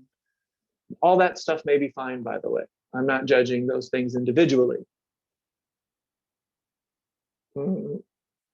Or am I, as Donna says? No, I'm not. Maybe a little. But overall, the thinking starts to take on a new complexion. All right, so hydrostacy does not begin when the thinking has relaxed. It can begin right at the very beginning. Does that make sense? So if Donna is brand new to mindfulness and she wants to embody it, hydrostacy is an embodiment approach, and so is T. That's all I really offer. Although you can flirt with it, and then that can keep you on the fringes, it can still benefit you, and that's great. A little bit of fox walking can be wildly beneficial. A little bit of 4 modes practice, amazingly beneficial. A little bit of the rings of power, hey, that's gonna help.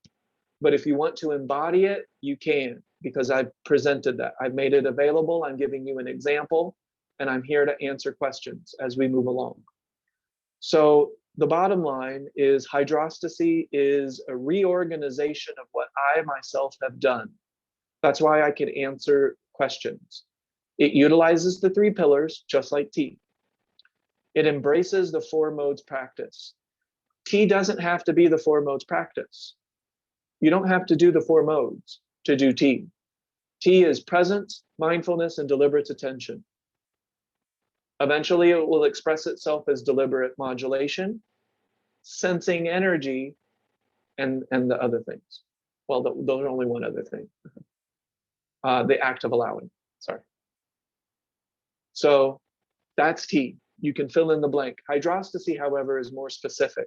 So now you're going to see, remember, with T, I'm not going to prescribe behavior.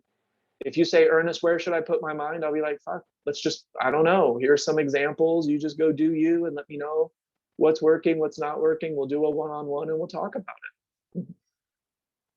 Hydrostacy is far more specific, and it embraces the 4 modes practice. It maintains the 3 rings of power.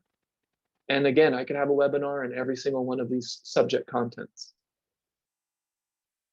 Layered points of attention, like I just talked about. It's putting points of attention on tops of points of attention and diversifying your toolbox. What is a point of attention? It's something that you determined in advance. You could fill out a note card of your points of attention. You could write a book or illustrate your points of attention. If they're your points of attention, golly, you should be able to describe them. Otherwise, you're probably not doing it. If you can't describe your points of attention in vivid detail, it's probably because you're not doing it yourself. And it's just an idea. It's in thought stage, idea stage, which is fine. Sometimes things do begin as idea stage. Write that shit down and go do it. That's the doing stage. That's the action stage. That's where actualization occurs. It's where desire and will meets the present moment to equal actualization and action. It is the basis of conscious creation and manifestation in terms of the law of attraction.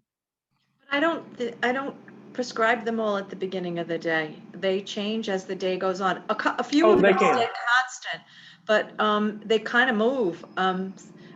I do segmenting more, and so I might choose just before a segment something, and I'll carry it all through that segment. And like the segment of driving to work, or the segment of getting out of my car, going to the building, I might choose on the fly for that to be poetic, or for that to be very grid-like, or whatever I choose to, however I choose to place my attention at that time may shift or be inspired at that moment.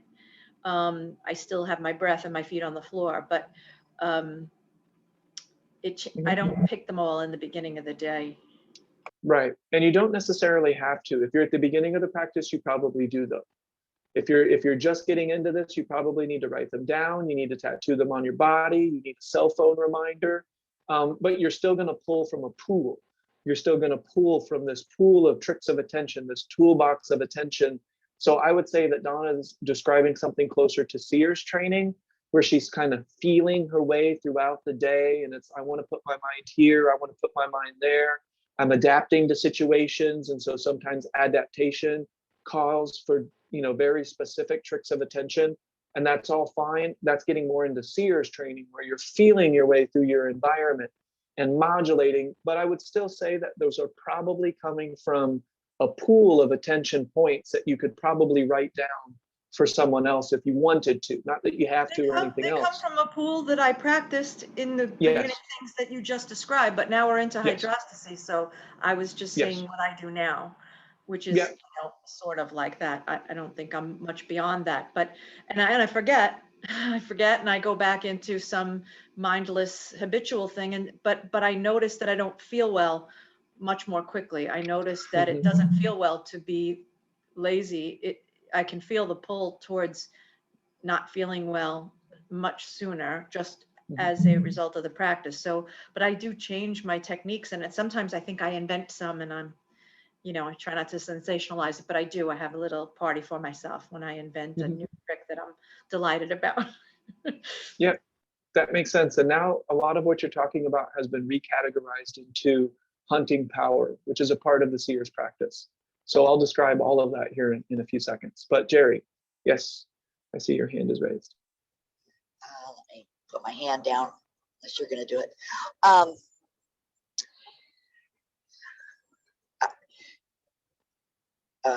Rings of power. Yes. We know, I'm going to make a statement that I believe is accurate. and Okay. and that's okay if it's not. But this is regard to hydrostacy, Yes. which I don't know even for sure, based on your direction of that, if I know.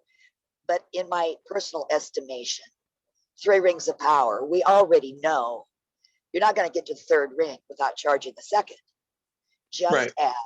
Just as the opposite, or in conjunction with, as you gain momentum with T, the principles, it's going to automatically lead you to hydrostacy.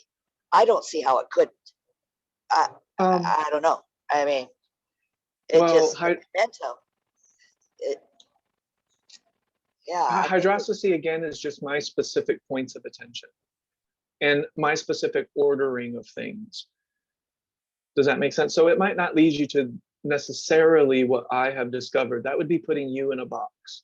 And I'm not prepared to do that. And I'm not trying to put you in a box. I guess I'm just saying, as you say, make it your own. T, make it your own. Make it your own.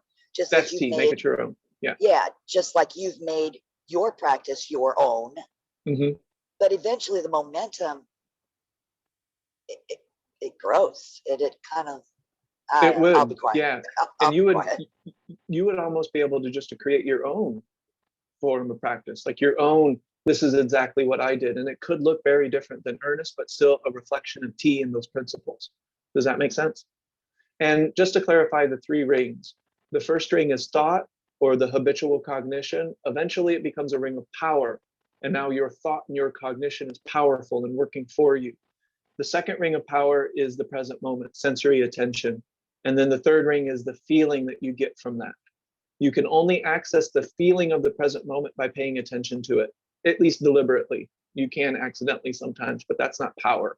That's circumstance, happenstance, the form of power, but not really what I'm talking about here. But yes, so hydrostacy is outlining a particular practice and it's wording it for you already.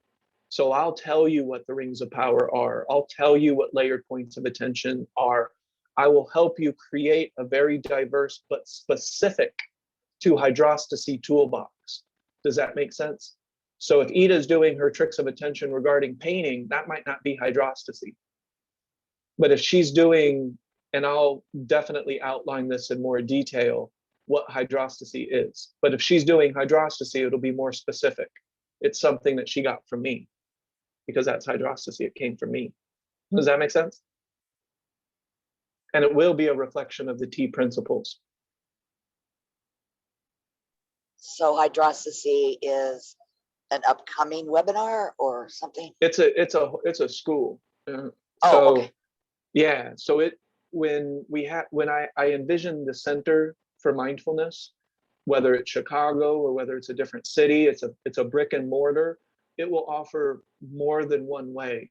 T, which is, maybe Shayna comes and she's like, Ernest, I don't want to do what you do because you're weird. I want to do what I want to do. Can you help me do what I want to do? Because I'm a creative, powerful, badass. Can I be a badass? Yeah, here's T. Let me show you how I organize this system and you could go do T. And that's you. And then maybe you'll call your practice gobbledygooga. And then, you'll share gobbledygooga. That's a reflection of T. I share hydrostacy. That's my reflection of T. And it will be very specific, including things like a smooth breath, including specific forms of thought, such as just peace. No, I'm giving you specific things. Does that make sense, Cherry? So hydrostacy is ultra specificity. Yeah, and the way you describe that, for me, it feels like the benefits of T, but that's just where my head's at today. It can. That's exactly what I said to you when it was just you and I before we came on the webinar.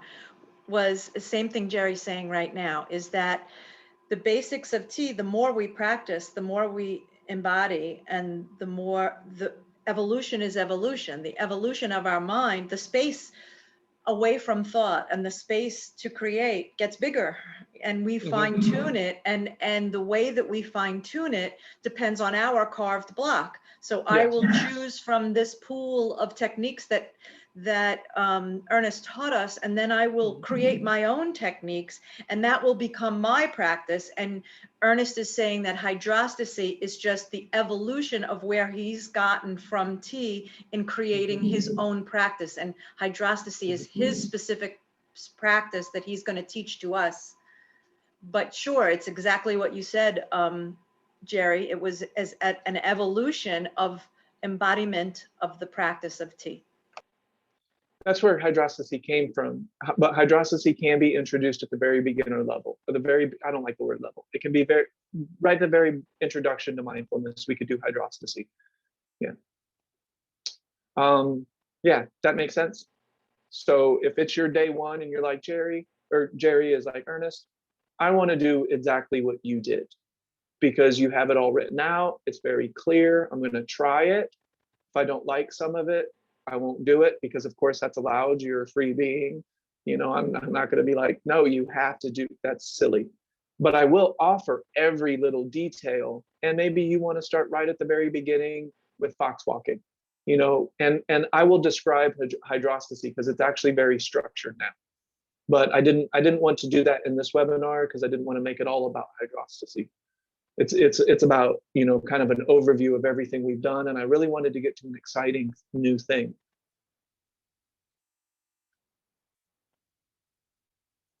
Okay, so so we have something that is, I guess, an example of hydrostacy is hydrostacy begins being taken with you. It's the opposite of other practices that try to begin in a formal practice. This begins informally. So hydrostacy, you take it with you, and then it can move into something like hunting power, which we'll talk about today. But it does also realize the evolution of your mind, body, and spirit, which is the deliberate change over time. That's the definition of evolution. So our mind, our body, and our spirit will continue to change over time. It's already changing over time, of course, but we're going to evolve in a way that is now deliberate, conscious creation, conscious, deliberate evolution, which is change over time. But human beings have this thing where we can actually be aware of our own mind, of our own place in the universe, and we can direct attention at will. That allows for a conscious evolution, as opposed to something that's changing over time as just the mutation result in its environment, such as the moth that has mutated, and now there's some brown ones and now there's some white ones. The trees all die and they turn white. The brown moths get eaten by the birds, the white moths don't, and so the white moth is allowed to change over time and the brown moth is not. The brown moth continued to evolve, or the white moth continued to evolve because the changes in its environment allowed it to. That is an example of evolution, but that's kind of just circumstances bouncing off of each other. What we're talking about is a little bit different. The circumstances are not being just bouncing off of each other. They're being directed at will. And so we'll start to get into that now, which is called conscious evolution, conscious creation. What I'm talking about now, though, is only accessible after the mind has begun to relax. And there are significant gaps in the thinking. I'm not going to sugarcoat this. Going from one type of thinking to another type of thinking is still thinking. Thinking about not thinking will still keep you up at night because you're still thinking. You're still in a thought. Thinking that your new way of life is better than another person's way of life is you're still trapped. You're still just thinking all the time. It's still repetitive. It's still habitual. It's still not necessarily making you feel inspired or benefiting everybody around you. And that's a sign of functional thought. It will be win for everybody. The universe, the planet, the solar system, you individually, me individually. Does that make sense? That's functional, creative, purposeful thought. That's what our minds can do. We're capable of that. We're just so lost in these habits that we just don't do that all the time anymore. Okay, so hydrostacy, very specific, lots of points of attention. I'll be spending years probably delivering this system, the system of hydrostacy. And when I say that it embraces the four modes, I mean that literally. So when you first start learning hydrostacy, I will teach you a basic standing meditation. That basic standing meditation includes layers of attention. You will take those layers of attention with you moving, while laying down, and while sitting. You take it with you. Remember, this starts with informal practice. A lot of the ancients wanted to do it the opposite way.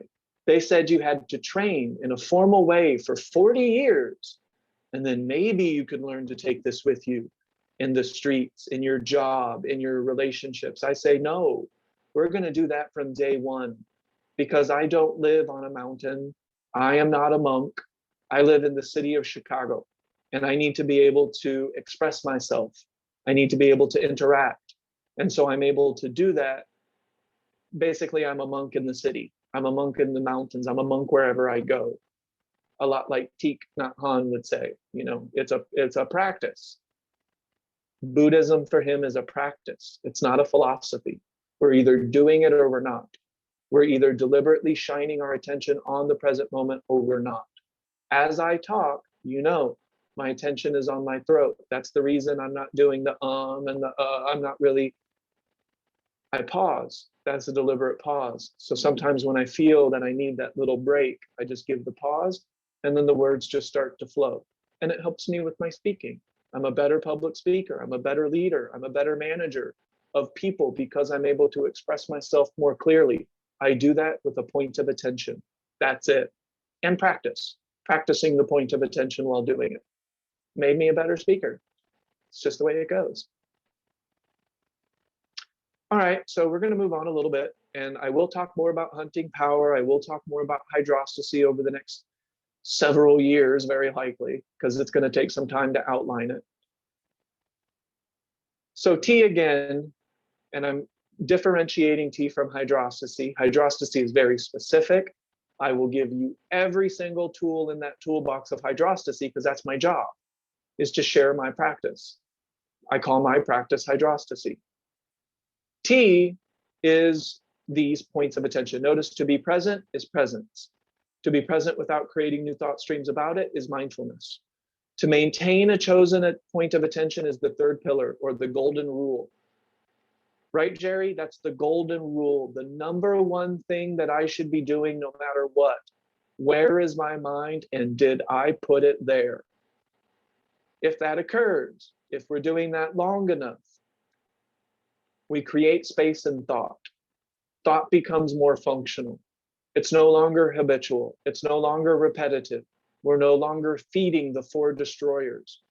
We can start to work on, not work on, but our personality will start to work itself out. Some of our habits that no longer serve us will start to work themselves out. The direction of attention to create specific feelings. This is happiness. This is inner peace. This is vibrancy. This is joy. All of these things are accessible with just the direction of attention, nothing else. I mean that literally. So I'm not bullshitting you. All I need to do is direct my mind. This is assuming that thought has relaxed. Does that make sense? I've created a gap.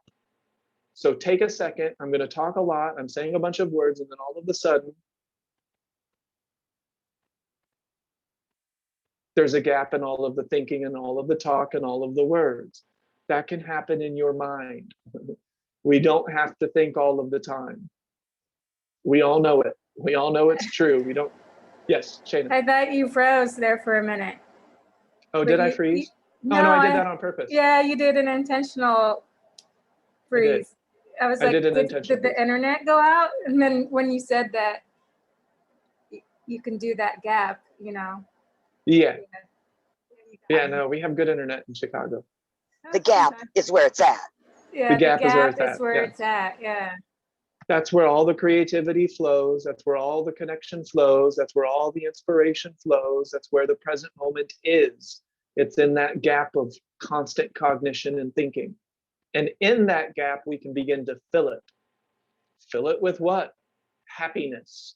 And I use Thich Nhat Hanh's definition of happiness. He says that there's a difference between joy and happiness. He uses water as an example.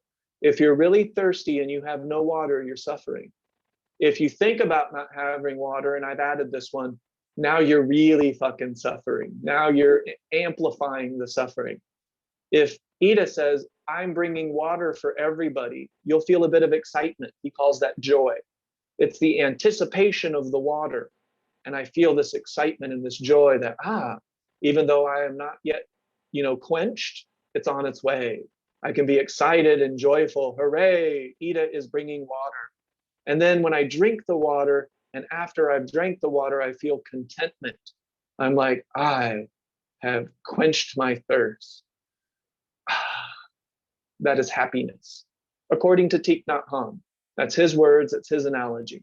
Once you have the water, there's a form of contentment.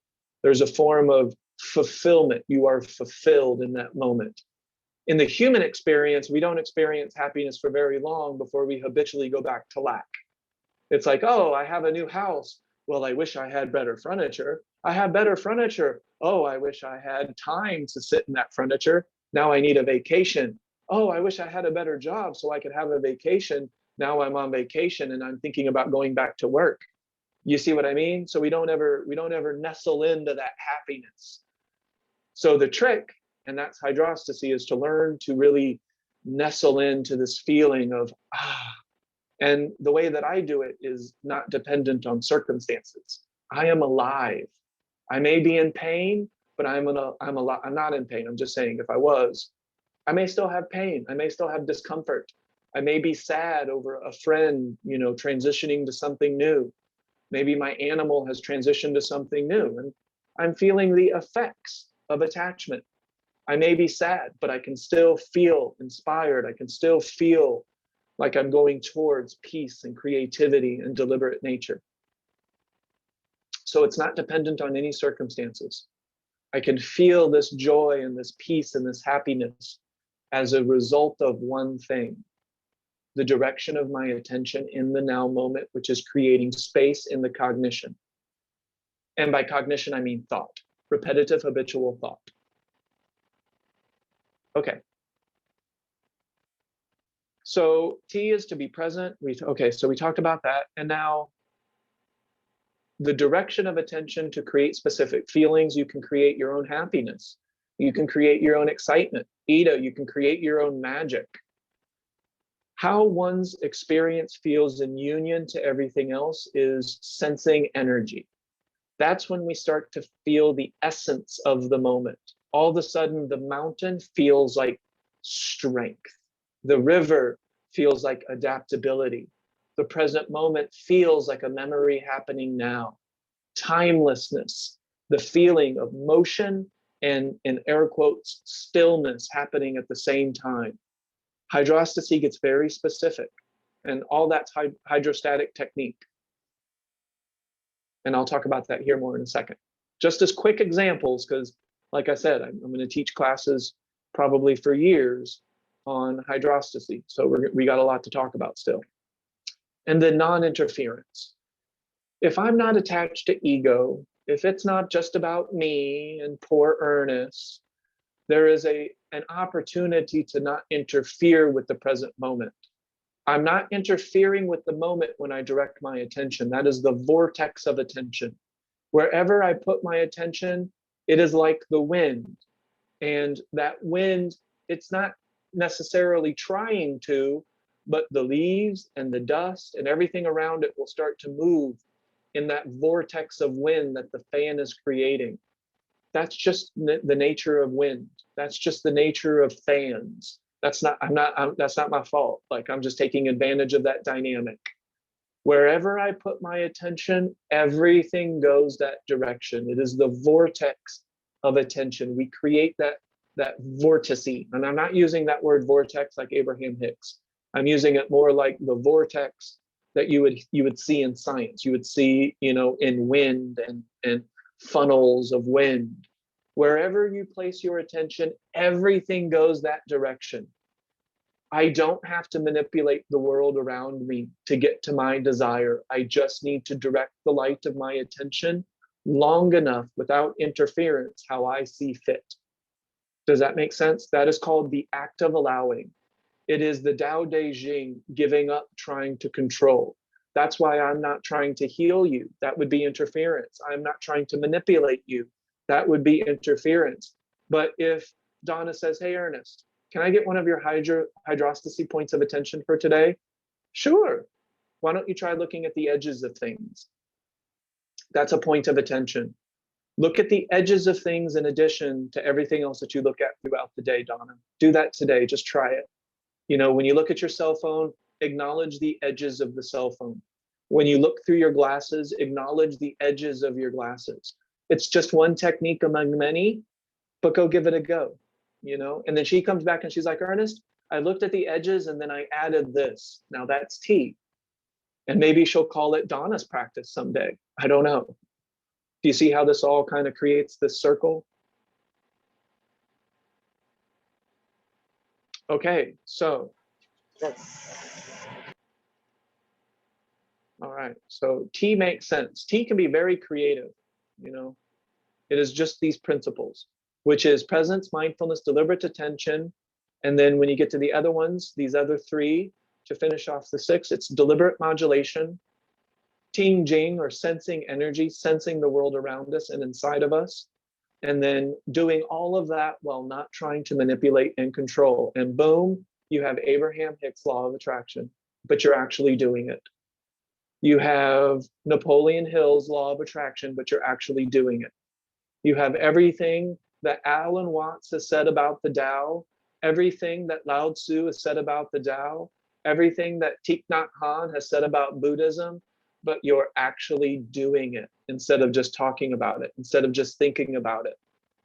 And that's the difference. That's the bridge that crosses the gap between theory of mind and the application of technique to create the art of your mind, the art of your life, and the art of your experience. We all have access to this art. Unfortunately, the vast majority of the human population is habitually lost in thought. Thought about biology. A lot of the human experience is a mating ritual. And sorry, not sorry. And societal habits. A lot of the thought of the common mind involves society, and it has shaped them, and maybe it's unconscious. Why do you want that Ferrari? You know, it's a part of the mating ritual. No, because I really like fast cars. Okay, maybe, but why does it have to be that one? You know, in the movie, it could be anything. Yeah, we don't have to get into all of that. In the movie Drive, he puts the best engine in the most common car, because that's the best way to be a getaway driver. You don't want to be in an easy to spot car. So he takes a Chevy Lumina, or I think it was like a, you know, some Chevy, and he puts the best engine, you know, rebuilds the car so it can outrun police cars. So they're looking for, so when they call it out on the all points bulletin, they're calling out the most common car on the road. That's genius. It's kind of what we're doing here, in a manner of speaking. That is an analogy, because it's like that. My son has told me about the difference between analogies and similes. So I'm being more mindful of that and paying attention to that. All right, so now we're getting into something brand new. But do we have any questions? So we have T and we have hydrostacy. We also have a break in the practice. On one side of the practice is when we're creating space. We're learning to create space in our cognition. The other side of the practice is once space is created, we are filling it. Hey, but this is layers. So I don't ever level up. I haven't leveled up. If my dog transitions to something new, I'm going to have to go back to square fucking one. Where is my mind, and are these thoughts serving me? Is this benefiting me? I feel sadness, but am I taking this to something much worse because of the way that I'm thinking? That doesn't benefit me. It doesn't benefit my dog. It doesn't benefit the people around me. Is my thinking functional? Am I going towards inspiration from sadness? Am I in that bubble of hydrostacy, which is still peace, the peace bubble? There are some emotions that are still inside the bubble of peace, and there are some emotions that are outside of the bubble of peace. We don't want to exist in those for very long. If you find yourself there, back to the practice. I may find myself outside of the bubble of peace if one of you transitioned to something new. If somebody called me tomorrow and said something happened to one of you all, I might be devastated for a little while, and that's okay. I'm going to go back to my practice though, because it doesn't benefit you, me, or anyone else to go into a deep-seated depression or hate or, elongated anger over a situation, so I'm going to go right back into my bubble of peace. The faster, the better. That's this practice. It's not, in air quotes, an excelled perfect enlightenment. It is not perfection. It is not mastery of the human experience. It's like, stop making shit up. Yes, Jerry. Perfect time for a question. Well, I'm doing kind of statements today, but they are always in retrospect for feedback. Okay. In its simplest form, if I were to take the last 4 years, it'd be 4 years in September. There we go. In its simplest form, I enjoy all this conversation and the information of it, which can, for somebody who's in the meeting today, that's, oh, this is a lot of information here, you know. But anyway, in its simplest form, for example, when you say in hydrostacy, I might suggest that you check the edges, be aware of edges today, and maybe you add this, and maybe you add that. The point of all of this, in its simplest scientific form, is building momentum. And each time you do that, you're quieting the mind, you're slowing the thinking, you're getting out of your repetitive, habitual, thought-based day to open up a gap. And that's where those answers come. That's where stuff starts coming to you. That's where things get done. That's where things get done, and you weren't trying to fucking figure it out. It just got done. And that's the simplest form to this. You don't have to understand it. Just do it. Just do it. Exactly. You come to work and you're like, hey, I have this idea on how we can communicate better. We are in front of somebody and we're like, oh, I suddenly feel this opportunity to express how I feel so that we can communicate, not go around and talk shit about each other all day. That's exactly it, Jerry. It's inspired. Yeah. In its simplest form, it's the third pillar. That's it. Creating gaps, slowing the mind. And that's what creates the gaps. Exactly. Create the space. Exactly. And we'll talk more about gaining momentum. That's hunting power. So I do need to clarify, because we can't just constantly be gaining momentum. That we are, but we're not at the same time. But I'll illustrate that. Yes, Donna. Question. Yeah, I was going to add on to what Jerry said, but you kind of just said it. The bubble of peace, you were talking about the bubble of peace. This is in practicing all these years with you guys. What I've come to feel is the movement. You know, when you were talking about the bubble of peace, how the being stillness and movement at the same time, it's the movement that is something I've had to allow, the experience of movement and changing. And that's helped me because I had prior tried to achieve something. I'm trying to do this practice so I can achieve something. I need to achieve this bubble of peace.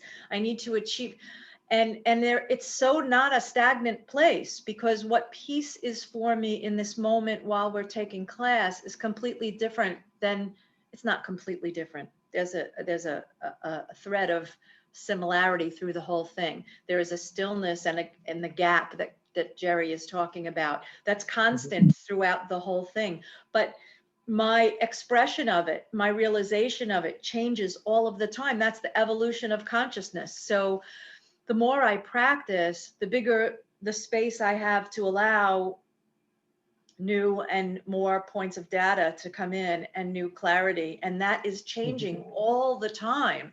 So I'm not continually striving to attain some level of something that I can rest in, except for the idea of balance and peace. But my definition of peace and balance keeps changing because I keep creating space for it by practicing. So practice is an activity. It's a moving, living, breathing thing, just like I am, just like the mountains are, just like everything around me is. And how I want to say juggle, but juggle sounds like a stress, and it's not a stress. How I balance those points is the art. How I balance is my practice. And so that yes, I may be in pain, but it doesn't have to be this negative thing happened. Yes, yes, when I have attachments and my animal passes or a human I love, can be seen as a negative thing. But in addition, I don't want to say but, and the my ability to choose how to look at that and find a way to balance that with everything else is a creative, active practice. And so all of these slides you're showing with all of these points that you're showing, like Jerry said, it's a lot of information. The point is of it all is to get out of your habitual repetitive place and practice something else. And here are some techniques to do it. And what you find in that space is an ever increasing thing. So that's when all those dualities start to happen, stillness and movement at the same time. You know, it's an active thing though. That was something that took me a long time to, it eliminates so much striving. Because I just go, here I am. All right, what am I going to do with this space? There's a whole bunch of things that are true in this space, and those are going to change. This too shall change. It's all changing all the time. So my navigation of here I am is what we're talking about. It's not a place that I exactly attain. Yep. No, there's no attainment. Also because we're born with it, the space and the cognition, we're born with that. Like we're born vibrant. We're born wildly alive and ready to engage and make love to life, and you know, like we do that and for adapting a short period and learning and wonder and all of that. We're born with all absolutely. of it. Yes, and populating points of data and utilizing it. We come in doing that. It's the habitual, repetitive belief system stuff that takes us away from it. Yeah. Okay, so now we have two parts of the seer's practice. And the seer's practice is under the assumption that you have learned to create significant gaps in cognition. Does that make sense? I do not recommend this practice for anyone who is in counterbalance. And so even for me, if something happens and I go into a form of counterbalance, then I am not doing these other hydrostatic things, very likely, because it's inaccessible. That's a really important point. Maybe you should take a minute to explain what counterbalance is. I was just going to say the same thing. The counterbalance, remember a lot of that. Whoa, that was, yeah. It's a useful thing, counterbalance, but you can't exist in that space. Yeah. I think it deserves an explanation, Ernest. Yeah, because I can see why. Yeah, I can see why you said that. Yeah. So counterbalance, when I first started this practice, and you know, I described the evolution of this practice and my practice based on where I worked. So where I was working at the time. So when I was working at the movie theater, you know, I was just learning to start to actually do stuff. I'm like, well, shit, you know, I can't just wish happiness into existence.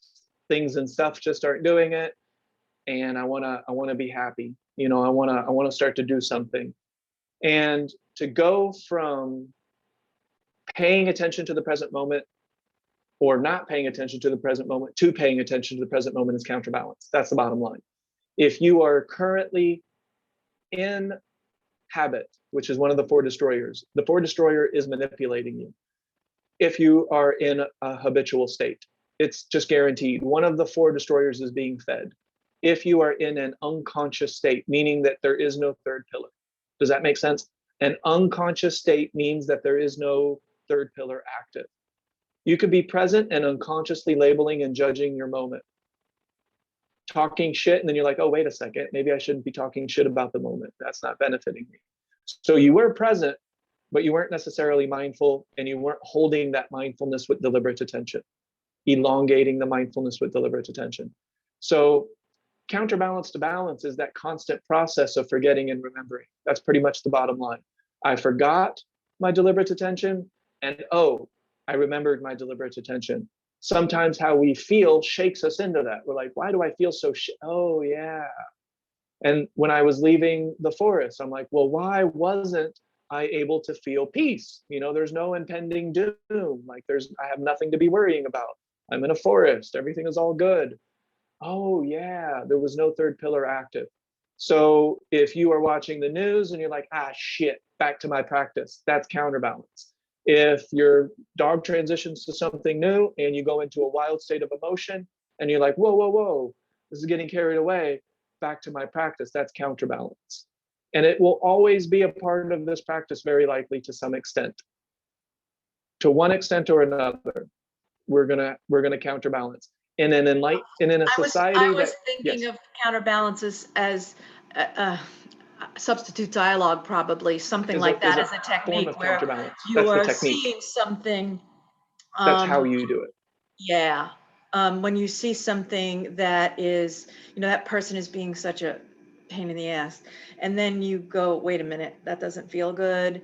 You recognize pull in the wrong direction. You recognize that it's unconscious thought, and you've said it a million times about your boss or whatever. And then you say, he's just operating from his carved block, and, he does want, everything to run smoothly, and, no matter which, the way he's choosing might not be appealing to me, but however, that I am telling myself true things that make me feel better, so that I don't keep going down that path. That was a technique of telling myself true things as a counterbalancing what I was doing. But the fact that I am doing anything other than being deliberate is when I go back to my practice, no matter what technique I choose, it is counterbalance. It's going from forgetting to remembering, is what you're saying. Exactly. Okay. Exactly, is what I'm saying. Yeah. So it's kind of like riding a skateboard.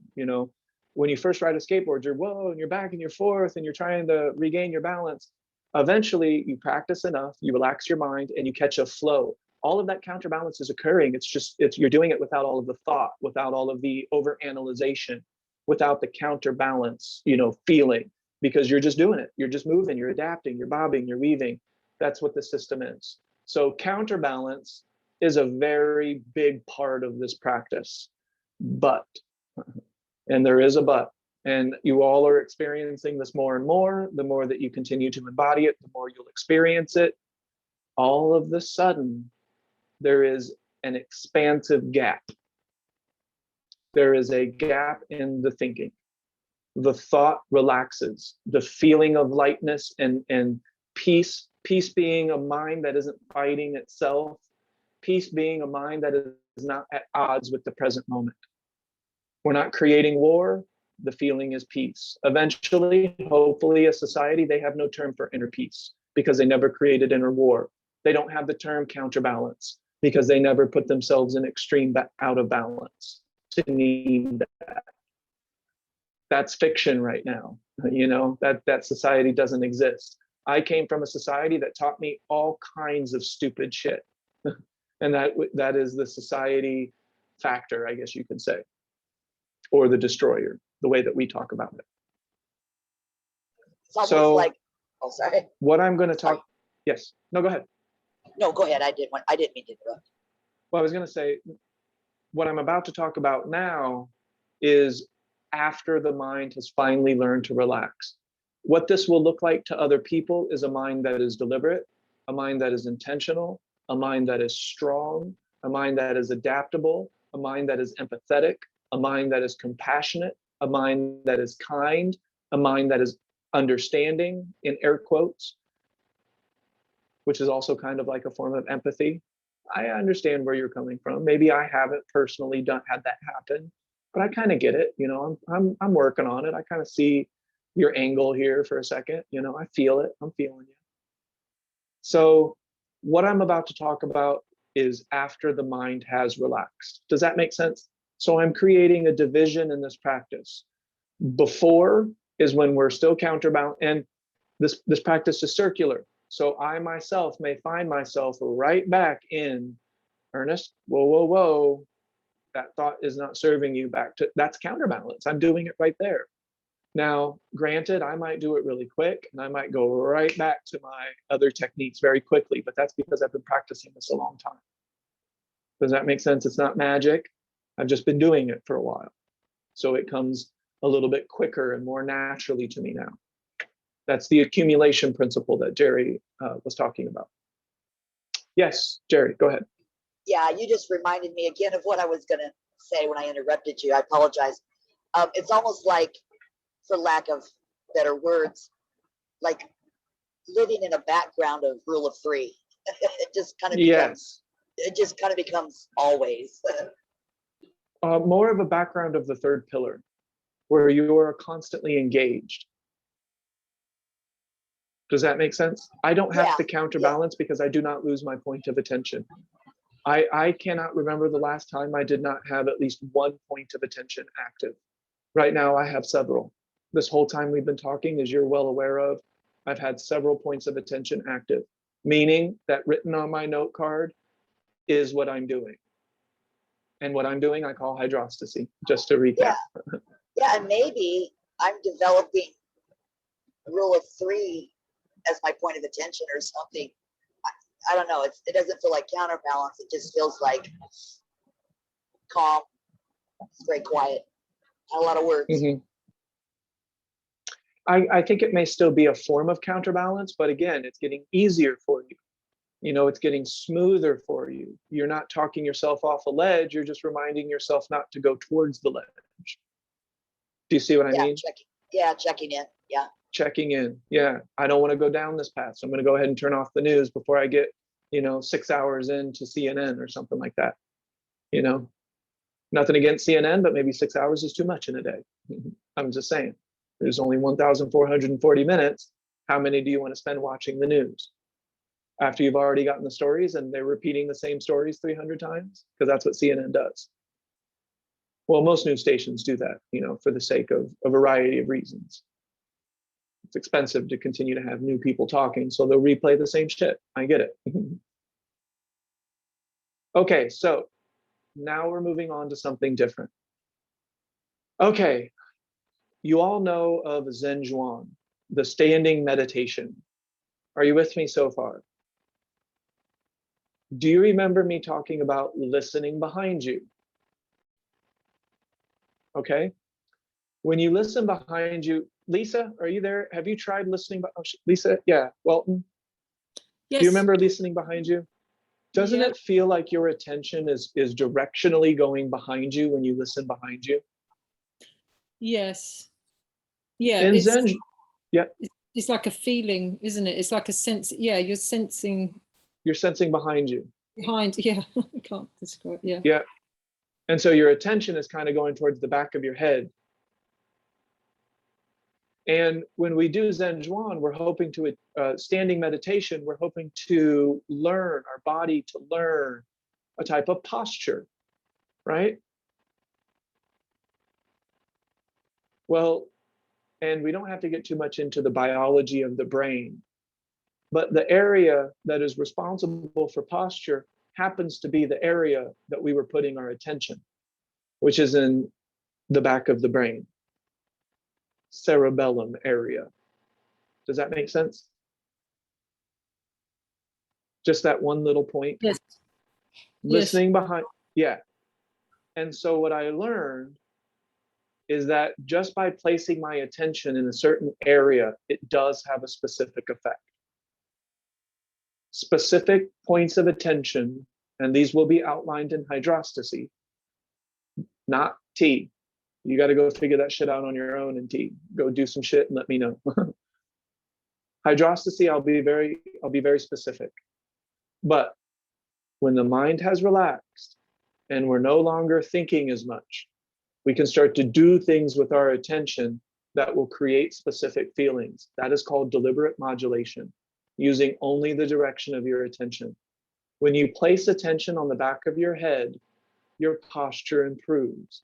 Your body elongates, it relaxes. That's a great place to combine your breath with. The smooth breath with the tension in the back of my brain. So placing attention on certain areas of the brain, the body, the energy bubble, the world around us will have, and Ida, it might not be the same, but they will be somewhat similar. It will be going a similar direction of relaxation, of personal power, however we choose to describe it. Does that make sense? And I call this attention activation, where simply directing, and this is what I've been working on for the last 2 or 3 months, directing my attention as a point of attention, not counterbalancing, shining the light of my attention into the present moment deliberately and on purpose, into specific areas of my brain and of my body and of my energy bubble to create very specific and focused effects. Does that make sense? In premise, does that make sense? And did you know what the effects were going to be before you started? No, not necessarily, Okay. no. Okay. I do it first and then I report. This is what it feels like. Okay, so that was just one. Listening behind you, pointing your attention into the back of the mind while breathing smoothly into the back of the mind. It creates a physical relaxation in your body. Your body will physically relax. There's a lot of things, a lot of reasons why. Our breath is involved. There's gaps in the thinking. All of that's leading to relaxation. So it's not voodoo or rocket science. But just for fun, I'm going to share with you what has been my most beneficial trick of attention. Okay? So first, let's look at the thing. And so I'll share with you the cognitive clarity effect, or the trick of attention that is surrounded around this effect. But these are all deliberate effects. I call it the temple technique or the temporal technique. Okay, so we'll go over all of these later when we're doing hydrostacy, when we're talking about this as a group in these years to come. But ultimately, this can be done sitting, this can be done standing, this can be done moving, this can be done while you're washing the dishes, it can be done while you're riding the train, it can be done while you're at work. But defocused vision had an effect. It turns out that when I defocus my vision, I'm putting attention into this peripheral side of my head, the temporal lobes. Are you with me? Your temples, like touch your temples. That happens to be where a lot of our language centers. Of course, there's other areas of the brain in coherent, unison to create concept of thought and words. But in general, has anybody noticed that when you're thinking a lot, you start to rub your temples? When you start to think and you get extreme emotions, a lot of tension happens in that area. Why? Well, these muscles are really just for blinking. I mean, these muscles don't really do a lot. But why would they get so tense? So one of the reasons is because that area of our mind is creating physical tension because there's energy there that is willy wonky. It's all over the place. When there's a gap in the thinking, the energy just flows. This area physically relaxes around the temples. I'm talking physically. So hopefully someday in the Sensory Attention Research Institute, that'll be a thing someday, just watch. We'll be able to do some experiments. We'll put little things on our head and we'll be like, oh, look, Ernest's temporal lobes are far more relaxed than when he's thinking dumb shit. So when he's thinking a bunch of shit, it gets tense. When he's thinking a lot or talking a lot, it gets more tense. So by using defocused vision and placing attention into my temporal lobes, I'm talking about directional attention. This might sound weird, but try looking into your temples. Look into the mind, okay? This is not where we begin with hydrostacy, by the way. We have flashed forward 4 years of practice at least. And that's what this webinar is. It's a lot of information, all centered around the same thing. But one of my favorite techniques as I move throughout the day is to access this clarity of mind, this feeling of visual, cognitive, physical clarity and flow. And I call it cognitive clarity. It's like cutting through a fog. It's like we've been walking through this mental mud our whole lives. And the moment that we're actually out of it, we feel light and we feel free, and we can just run, we can just move, we can just grow and frolic and be excited and joyful, all without trying to control and manipulate, with just the direction of my attention. When I place attention on my throat, I communicate better. When I put attention on the center of my chest, I connect better. I feel more love. When I put attention on my dantian, I feel more physical power. When I put attention on the bottoms of my feet, I feel that connection to earth. When I put attention on my palms, I feel a flow and a connection to my whole body. I can accumulate energy. Does that make sense? When I put attention on the top of my head and the back of my head and the front of my head at the same time, I feel light. I feel enlightened. It's a verb. It's occurring or it's not. My attention is on it or it's not. If my attention is not doing this deliberately, it does not exist. Does that make sense? And it leads to a lot of flow, a lot of not trying to control, a lot of I live where I want, I have the job that I want, I'm making the money that I want, I'm in the industry that I want, with the people that I want, all in the way that I have put it there. Not in the way that I imagined, not in the way that I foresaw necessarily, but it's all my desire and I see it. And that's the act of seeing. It's all the art of seeing. I can see clearly with all that fog gone. So it is fundamentally a feeling that I'm talking about, because if the mental, if we have a gap in all of that cognition, we feel our lives. That's the act of seeing. That's the seer's practice. Feeling your life more than just thinking about it. So I have fast forwarded. I fast forwarded past counterbalance. I have fast forwarded past warrior training. And now we're in the act of seeing, which is energetic. It is visionary. It is awesome at times. And it's just happy at other times. Like that's the minimum, is happiness, contentment. At most, it is vibrantly, joyfully alive. And it fluctuates between them inside of this bubble of peace. Does that make sense? It makes sense. It's also yes. a sense of clarity that is new and fresh all the time. Oh, clarity is fresh. Yes. Because it's not necessarily about I have the job that I want to have, the thing. It's not about just about being in a place that you desire. It's about just being aware that whatever is happening, I put it there. So yes. I don't have to judge it as desired or not desired. I can for a moment, but it doesn't matter because it can change in a moment as well. And how that's going to unfold doesn't even matter. I don't have to figure that out. Just when it became clear to me when you said about the temple and being aware of that part of your brain. When you bring awareness to that part of your brain without all of the thoughts associated with it, there's a relaxation in your brain that occurs that enables you to stop trying to figure it out, and back to just navigating.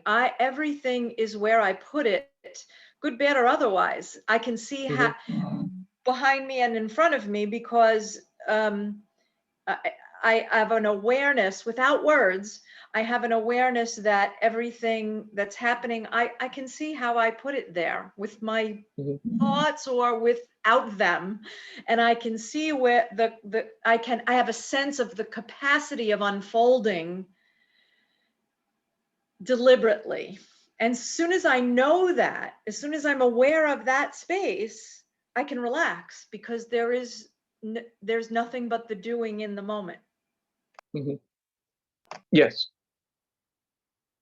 I don't Donna, give me any sense, but that's just what I got. It made sense. No, it made sense to me. Likely made sense to a lot here. Yeah. So these are some techniques, and I'll go over these more, when we get into that area of hydrostacy, when we start outlining this. But yeah, forehead, when I'm at work, I still want to maintain that flow, but I have a job to do that's very specific.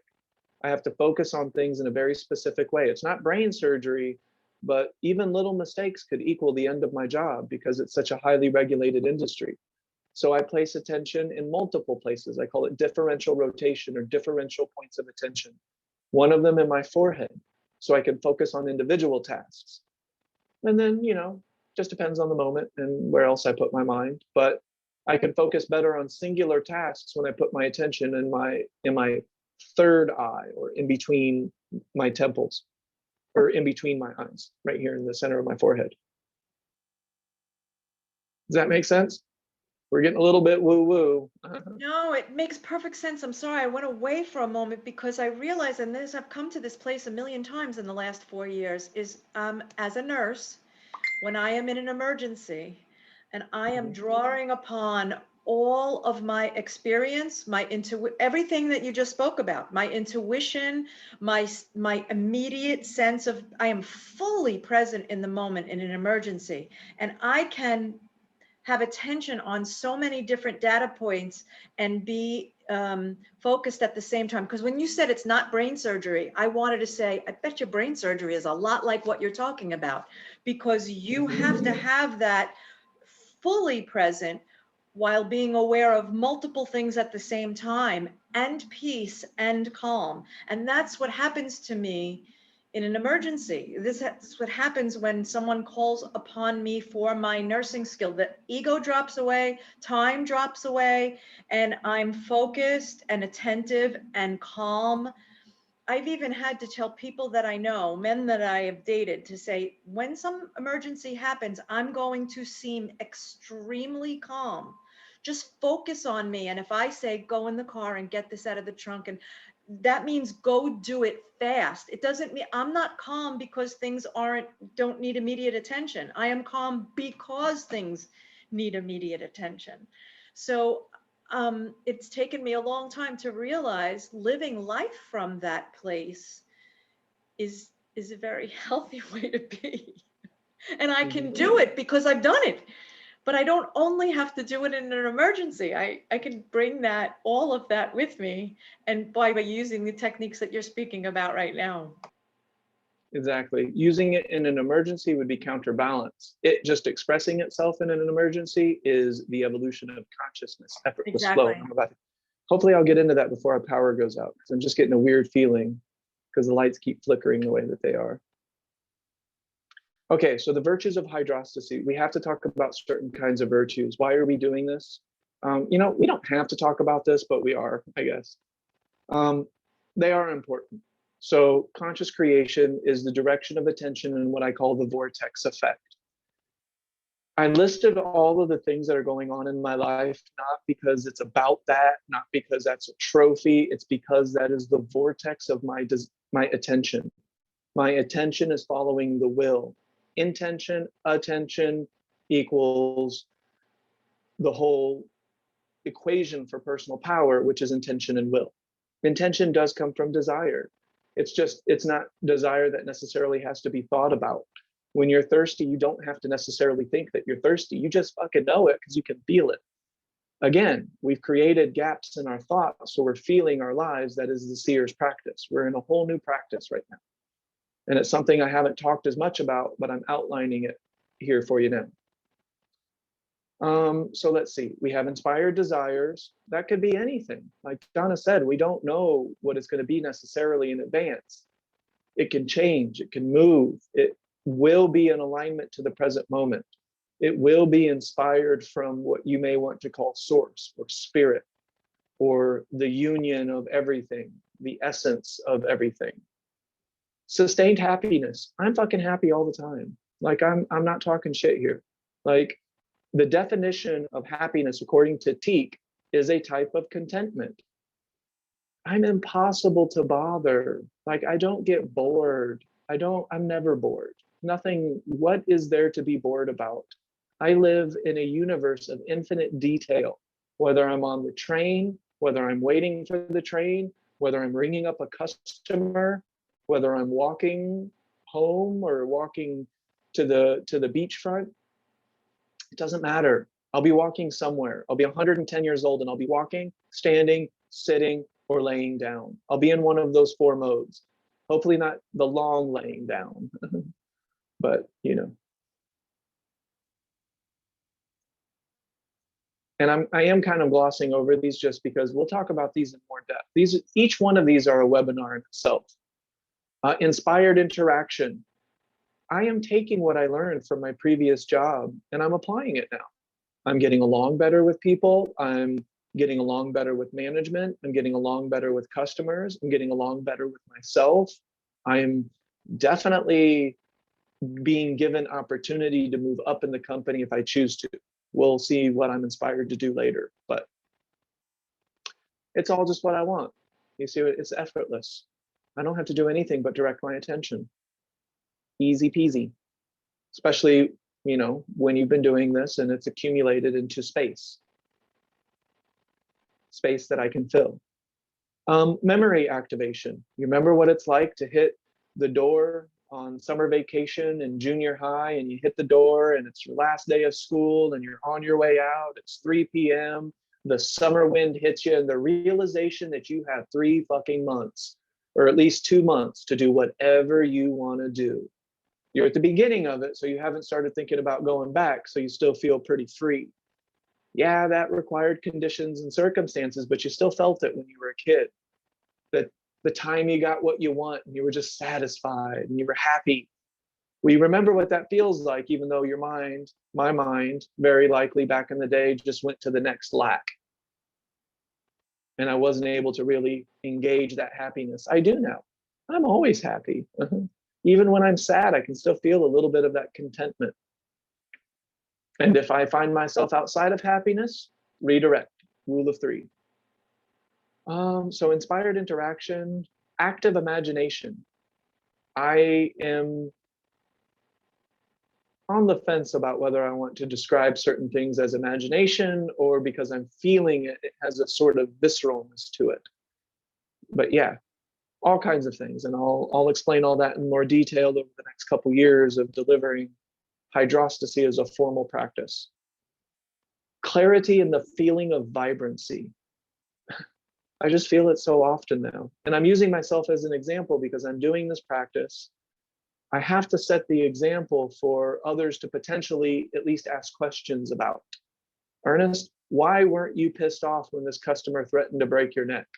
Well, first of all, I was present enough to know that we had 6 feet between us.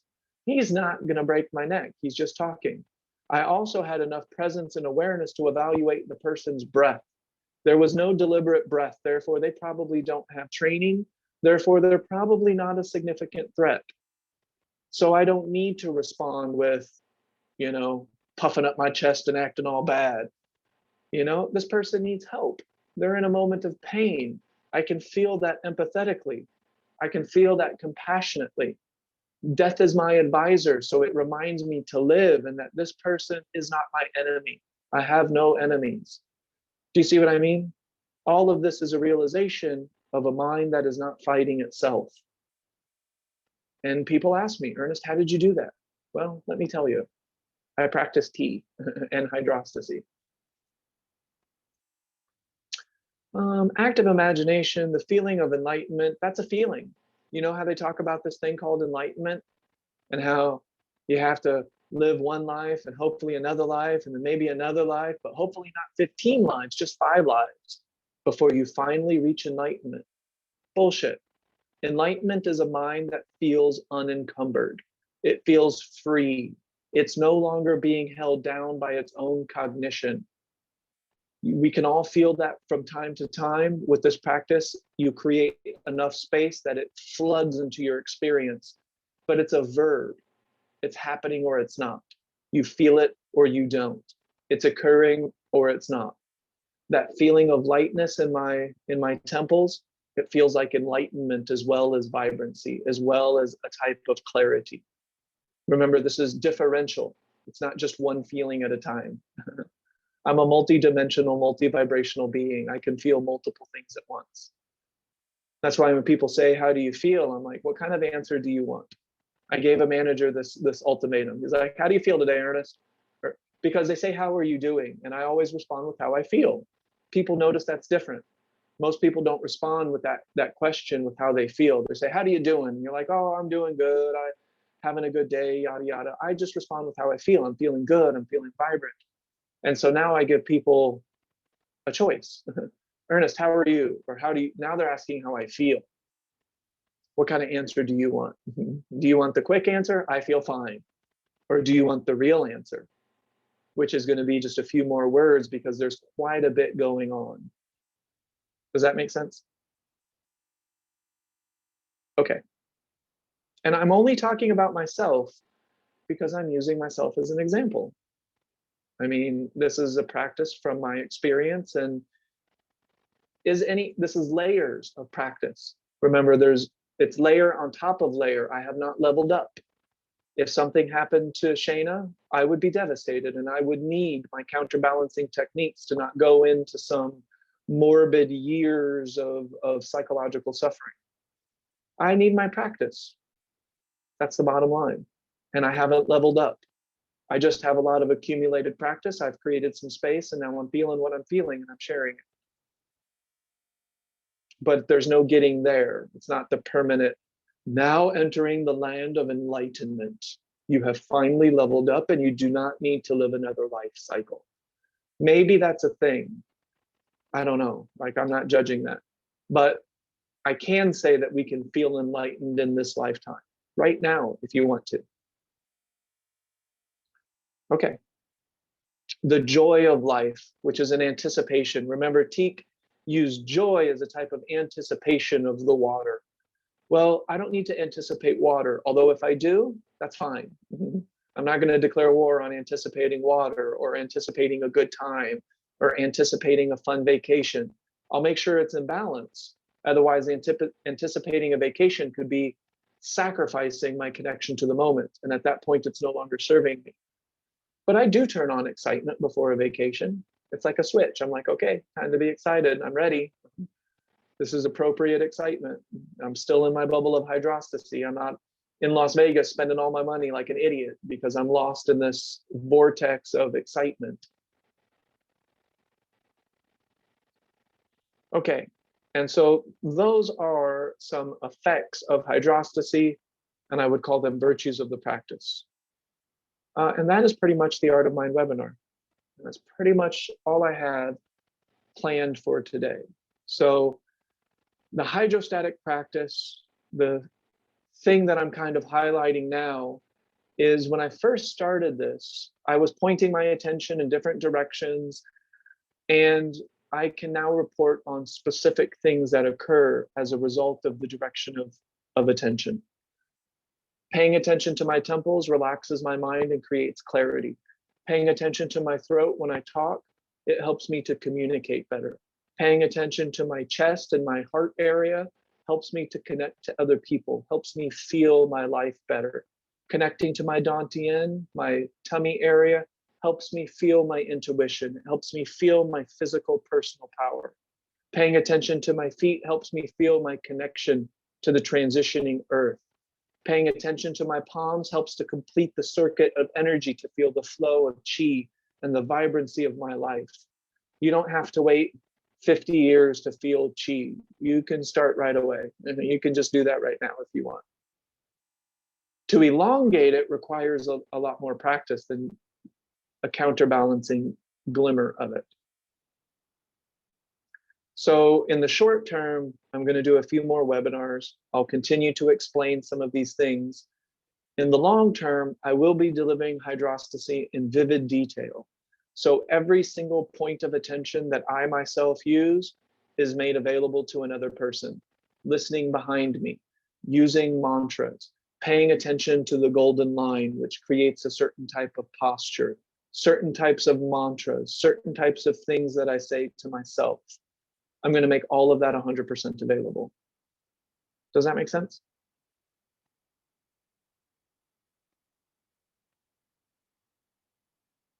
Any questions? Now is question and answer time. So I'll nail one of the first questions just to get things started. So Jerry kind of had the question, well, how do we share this? I have a principle. So this is how I share it, is I make it available. That's this webinar. I've invited people, they can come or not. I didn't badger anybody to be here. I wasn't, Ida, you gotta be here or else, I just made it available, and I make a question and answer time so that I can answer questions. That's actually a principle. I am not here to change you. I'm not here to tell you what you should do, how you should feel, how you should interact with the world. I will make suggestions if you ask me to make suggestions. But the only reason you would ask me in the first place is if you felt my peace, if you felt my relaxation and you were curious. Setting the example and making myself available to answer questions is what I recommend. Under no circumstances can I change another person.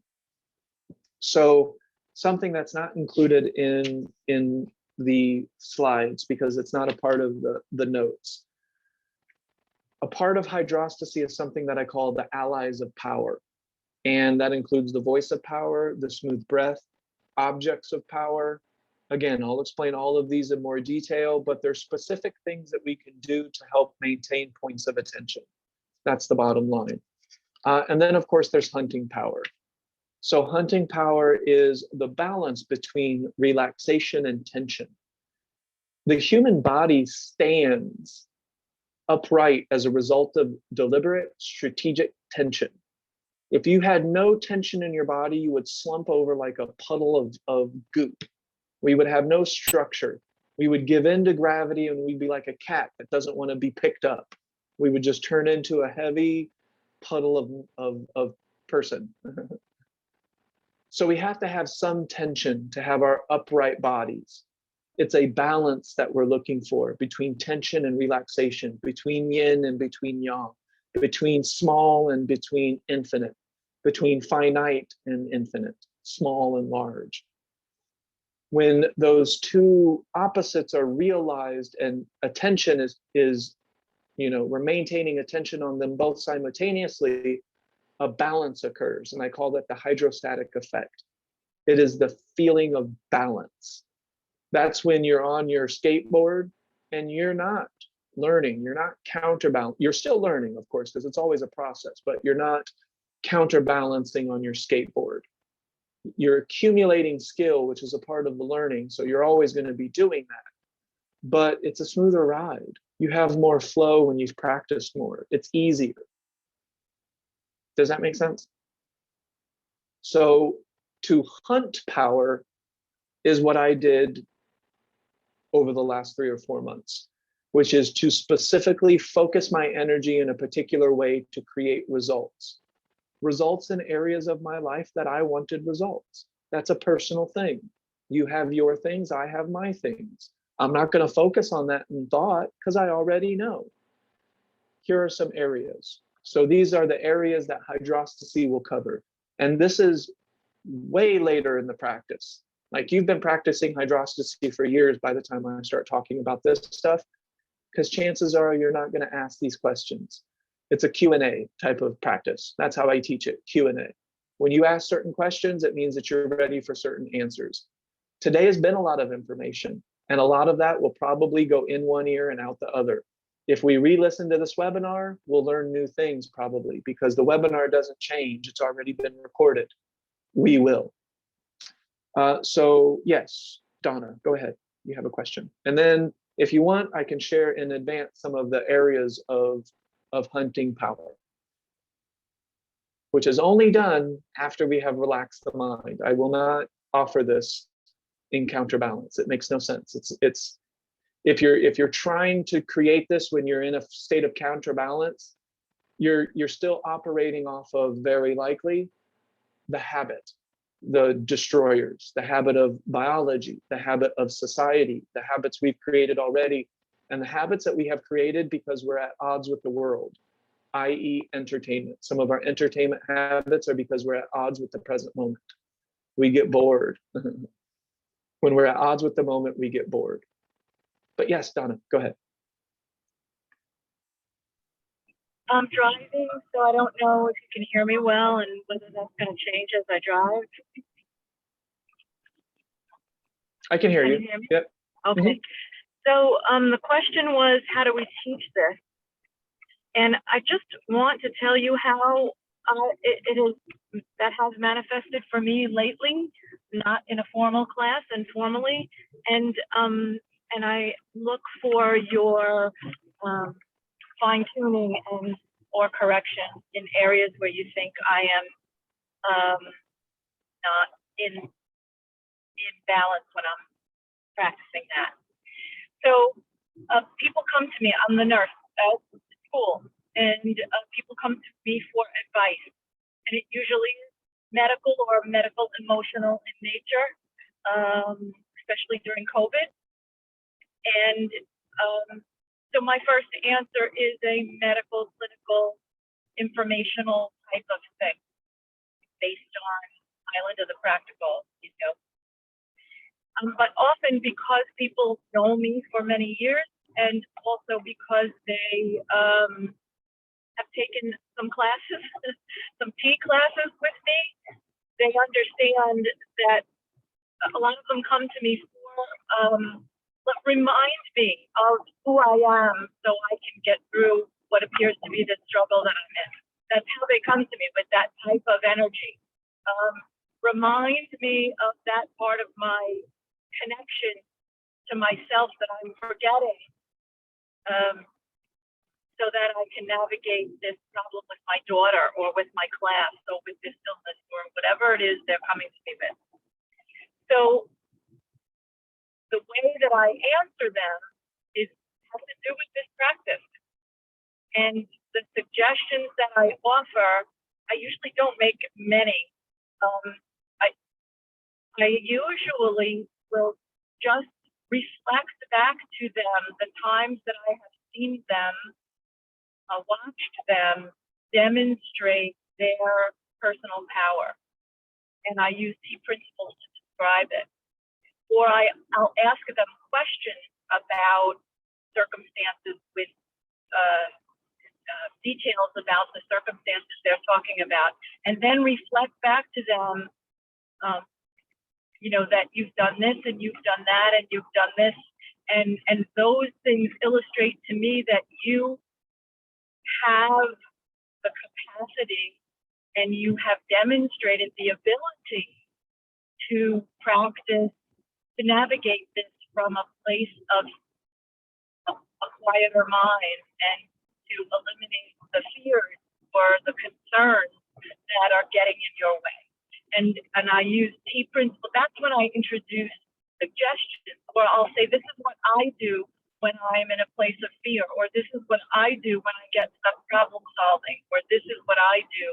So in my answer to the question of how do I teach this is situational, and when somebody comes to me or is talking to me about a perceived problem or a problem, something they see as a problem, is to start out with seeing their capacity and reflecting back to them how I've witnessed them demonstrating the ability to navigate this in a less resistant manner. That makes sense.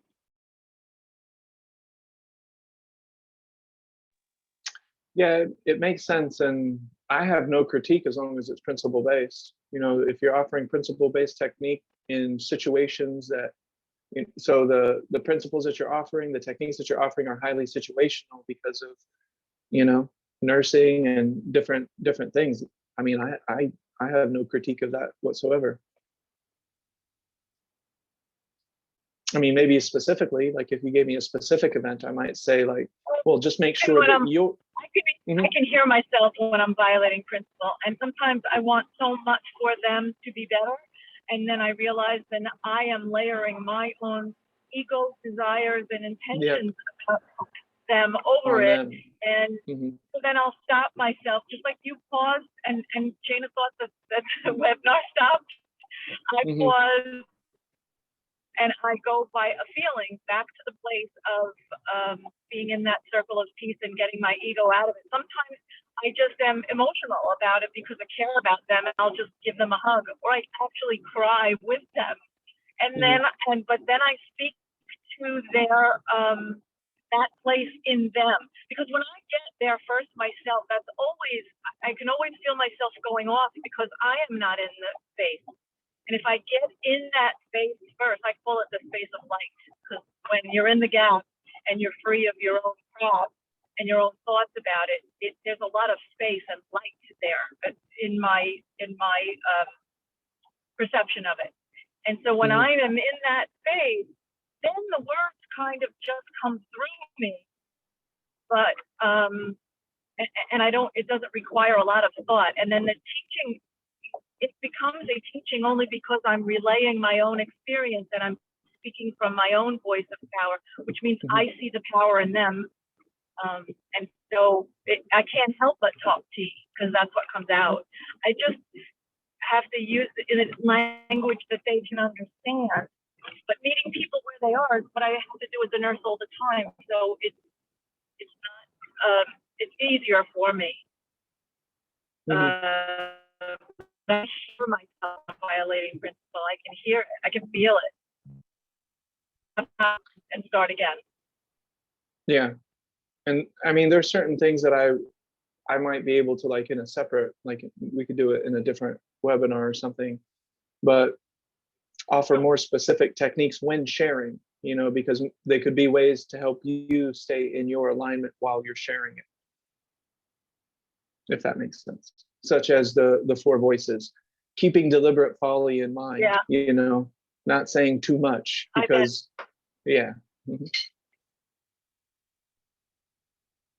so that would be the 4 voices of communication, like you have, if you guys remember those. Too much, obviously, is an deliberate obvious, folly. Obvious stumbling point of mine. Yeah, because if they meet you in a state of discomfort, then they're not in a state of power or creativity, so you can't meet them there. But you can meet them with deliberate folly and, you know, answer questions, kind of coax along, help direct, stuff like that. Yeah. Well, that's where compassion and empathy are different for me, because empathy, I can recall feeling like they feel, but joining them in how they feel is not, then we're both in resistance, so that's not helpful. Yeah, and I don't really look at empathy or compassion that way. Empathy is, I look at it as more of critical thinking, in a manner of speaking. Like, I can empathetically, like, okay, I get it. Like, I can kind of understand what it might be like to come from your perspective. What is it like in your shoes? I can I see that a little bit, maybe, you know, the best I can. I see it, I feel it. And when I say feel it, I don't mean I feel their emotion. I'm just saying, like, oh no, I can dig it. Like, I get it. The best that I can get it, I get it. Like, we're I don't want to say vibing, that's, you know, but we're in alignment to a certain extent. And then I view compassion as just generally caring about people, but I care about you enough not to try to change you, not to try to control you. But my compassionate side is I still care. Like, I care for the well-being of other people. So that's more like Dalai Lama's or Thich Nhat Hanh's definition of compassion. Isn't taking on the emotion or feeling what another person is feeling necessarily, but understanding where they're coming from and then still caring about them, you know. And in Hydrostacy, it's caring about them enough to not try to change them, to let them be exactly where they are. If they ask a question and they're looking for a lifeline, it's my duty to offer something, you know. That's how I look at it, if that's helpful.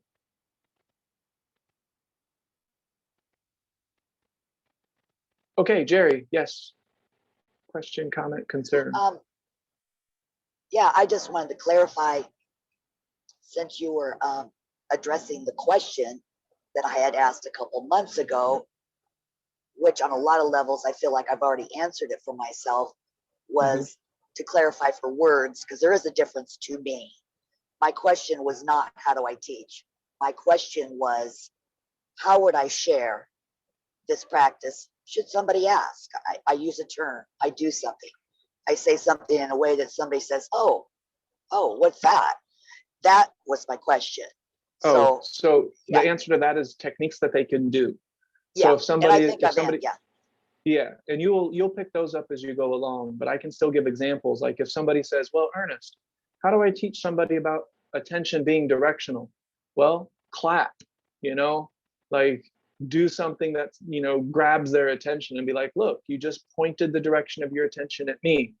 If we talk about free will, look, you can put your attention on anything in the room that you want to, but that's something that they can do, something that they themselves, technique implies doing, give them a technique. So if you really want to teach somebody how to do it, you have to give them techniques that they can do. And I think Donna would say, give them a technique that is meeting them where they're at with lowest hanging fruit. Okay, it could just be me, but for me, sharing or answering a question is not teaching. I'm not. It's okay. It doesn't have to be. No, you Yeah, don't I'm have not to be talking teaching. about teaching. The I think answer if always somebody- has to be technique based, though. Otherwise, we're Yeah. just talking shit. Yeah. Yeah, Or and it's I think if philosophical somebody at best. asked, yeah, if somebody asked me today, now that I've had a couple months to kind of sit with this, and Mhm. I would just say it's a daily, deliberate practice of presence. If there was another question, maybe you'd give it technique. So Oh yeah. Okay. I yeah. wasn't talking about teaching. That's just not Oh, a lane I'm going to go in. That's all. If we're looking at describing what we're doing, we're embodying deliberate attention. We're learning to place our mind where we want it to be on purpose. That's it. The third pillar. That's what we're doing. Where is my mind and did I put it there? The answer is yes or no. If the answer is yes, we're doing this practice. If the answer is no, well, hopefully we're counterbalancing and going back to yes. But that's how And I would only- define this practice. Yeah, and only if asked. I was only talking And only about if if asked. somebody Yeah. asked. That's Yeah. it. If somebody's like, what the Yeah. hell are you doing? I'm learning to embody mindfulness. What is mindfulness? Paying attention. I'm learning to pay attention on purpose all the time. And then like maybe share how that makes you feel. Like when you're doing that technique, what is it doing? Is it help you keep you out of your head from thinking thoughts that are not serving you? Just providing that additional feedback to let them know this is why I'm doing that. You Mhm. know? Yeah, I guess that would be the next stage if they ask more questions, right? So if they're like, Jerry, Yeah. what are you doing? And then they want to know more, then you can get into what Shayna's saying. Yeah. And offer techniques. Yeah. Yeah, only if asked. Only if asked. Preferably if asked. Otherwise, do some sort of creative expression that people can see and they'll ask questions about, like write a book or make a website or do a dance or make a painting. And then people are like, what does this mean, Ida? And then you're like, well, this means, and then that's an opportunity to share how you feel or share a technique or something like that.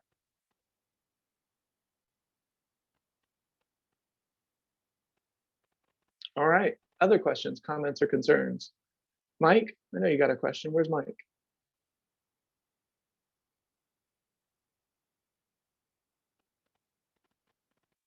Jeremy, any questions, comments, or concerns? As we covered a lot of information because it was like 4 years of an evolving practice. So there's a lot of stuff packed into this little 2 hours. Has it been 2 hours? What time is it? Almost 3 hours. Yeah, I really enjoyed all the information. I've found that over 4 years, I do find myself in a lot of the same situations and having to learn to adapt to each individual circumstance and to maintain emotion in a manner that's equally pleasing. Yeah. So, Or at least thank you again. beneficial. Yeah. Yeah, Yeah, for sure. yeah, absolutely. And I think just like I made it an intentional point to tell my staff yesterday that I need a day off.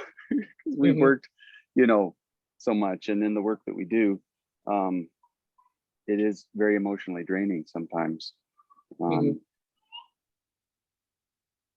So I was glad that I did that. I saw the webinar this morning and I thought, well, this is perfect. I intended to be off today and to enjoy the peace and solitude and learn something along the way. Heck yeah. Awesome. Well, thanks for hanging out. Any other questions? Lisa, Karen, you guys got anything for me? I don't know. Yes. I'm just so happy I made it to hear your sharing. I think everything you've shared is so beautiful. I really do understand what you're saying through experience and living the practice. And it is an ever evolving learning and being. I'm just, I'm awestruck. I'm truly amazed. It has, I really can't explain it because it's been experiential for me, but it's been doing the practice. And sometimes I didn't understand what you meant by place your attention. And then I started doing it, and what, with no expectations, and what has occurred has been truly amazing. And it's not sensationalizing, but it's the feeling, the way I'm being. And I can see clearly when my ego's trying to get in the way. And like you said, I'm not up, I'm not below, we're all in it together.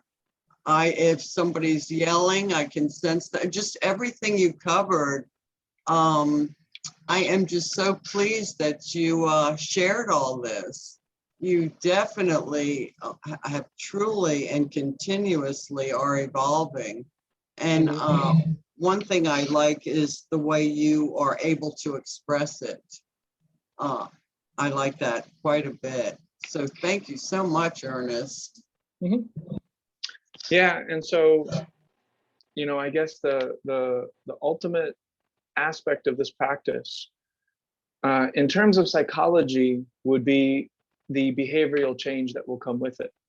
So this is a roundabout kind of thing, because if we were to analyze, focus, try to find out where behaviors came from, like go into our past, and those are different forms of therapy. And in themselves, I don't judge them. They may be very beneficial to an individual in their path of learning. Who am I to say that a person should or should not go to therapy and talk about their past? Maybe that's exactly what they want, exactly what their desire is. If they ask me, I'll give a little bit of input based on hydrostacy and T, I'll do what we've been talking about. But ultimately, there is a physical derivative that will occur as a result of the psychological alignment. So when the mind is relaxed, when the energy is aligned, when we are doing things in alignment with that, we will start to feel what is in alignment and what is not in alignment. So first of all, we're a biological species. We want to be hydrated. I'll just use that as one little itty bitty example. Who agrees that your body wants to, whether you want it or not, whether you're going to go drink soda or wine or beer or water, our bodies want biologically to be hydrated. Can we agree on that? That's just the principle of being a person. Maybe someday we will evolve and we'll only need to drink a little bit of water, and then maybe we won't drink water. Maybe we'll just pull our energy straight from light. Not there yet. So I'm going to go ahead and continue to drink water. But I can feel when I'm in balance and when I'm not in balance. So if I drink one soda in 2 years, I'll probably just enjoy it and just be like, I just drank a soda. That's not the end of the world. It is made of sugar, but I had one and it's not out of balance. If I have a soda every day, 2-3 sodas a day, I start to feel physically, spiritually, psychologically, the habitual nature of that act, and that has a feeling. So this practice as a derivative, we start to feel what is in alignment and balance to what our body wants, what our spirit wants. And so our body wants hydration. We agree on that, right? Our spirit wants to create. You are born creating. You create whether you like it or not. Whether it's conscious or unconscious, you are always creating. So you're putting things in places, you're making choices, you're making decisions. You got in the car, you didn't get in the car. You drove to the store, you don't drive to the store. Whether it's deliberate, now that's a different story, or whether it's habitual, that's kind of what this is all about. But one way or another, you are creating. The spirit wants to create.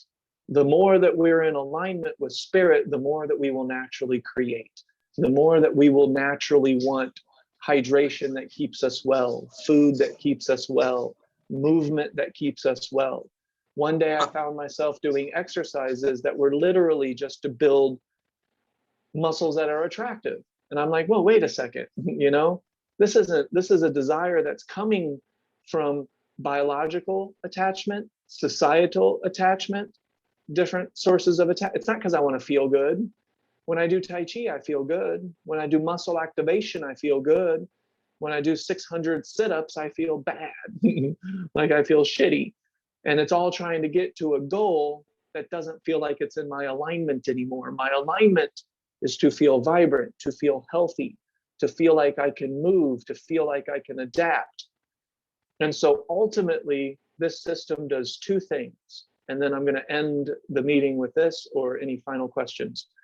But ultimately, it will help us with behavioral change that is in alignment to what is most beneficial to our creativity, to us as a species, to us as a living entity. We are the universe experiencing itself as a human being.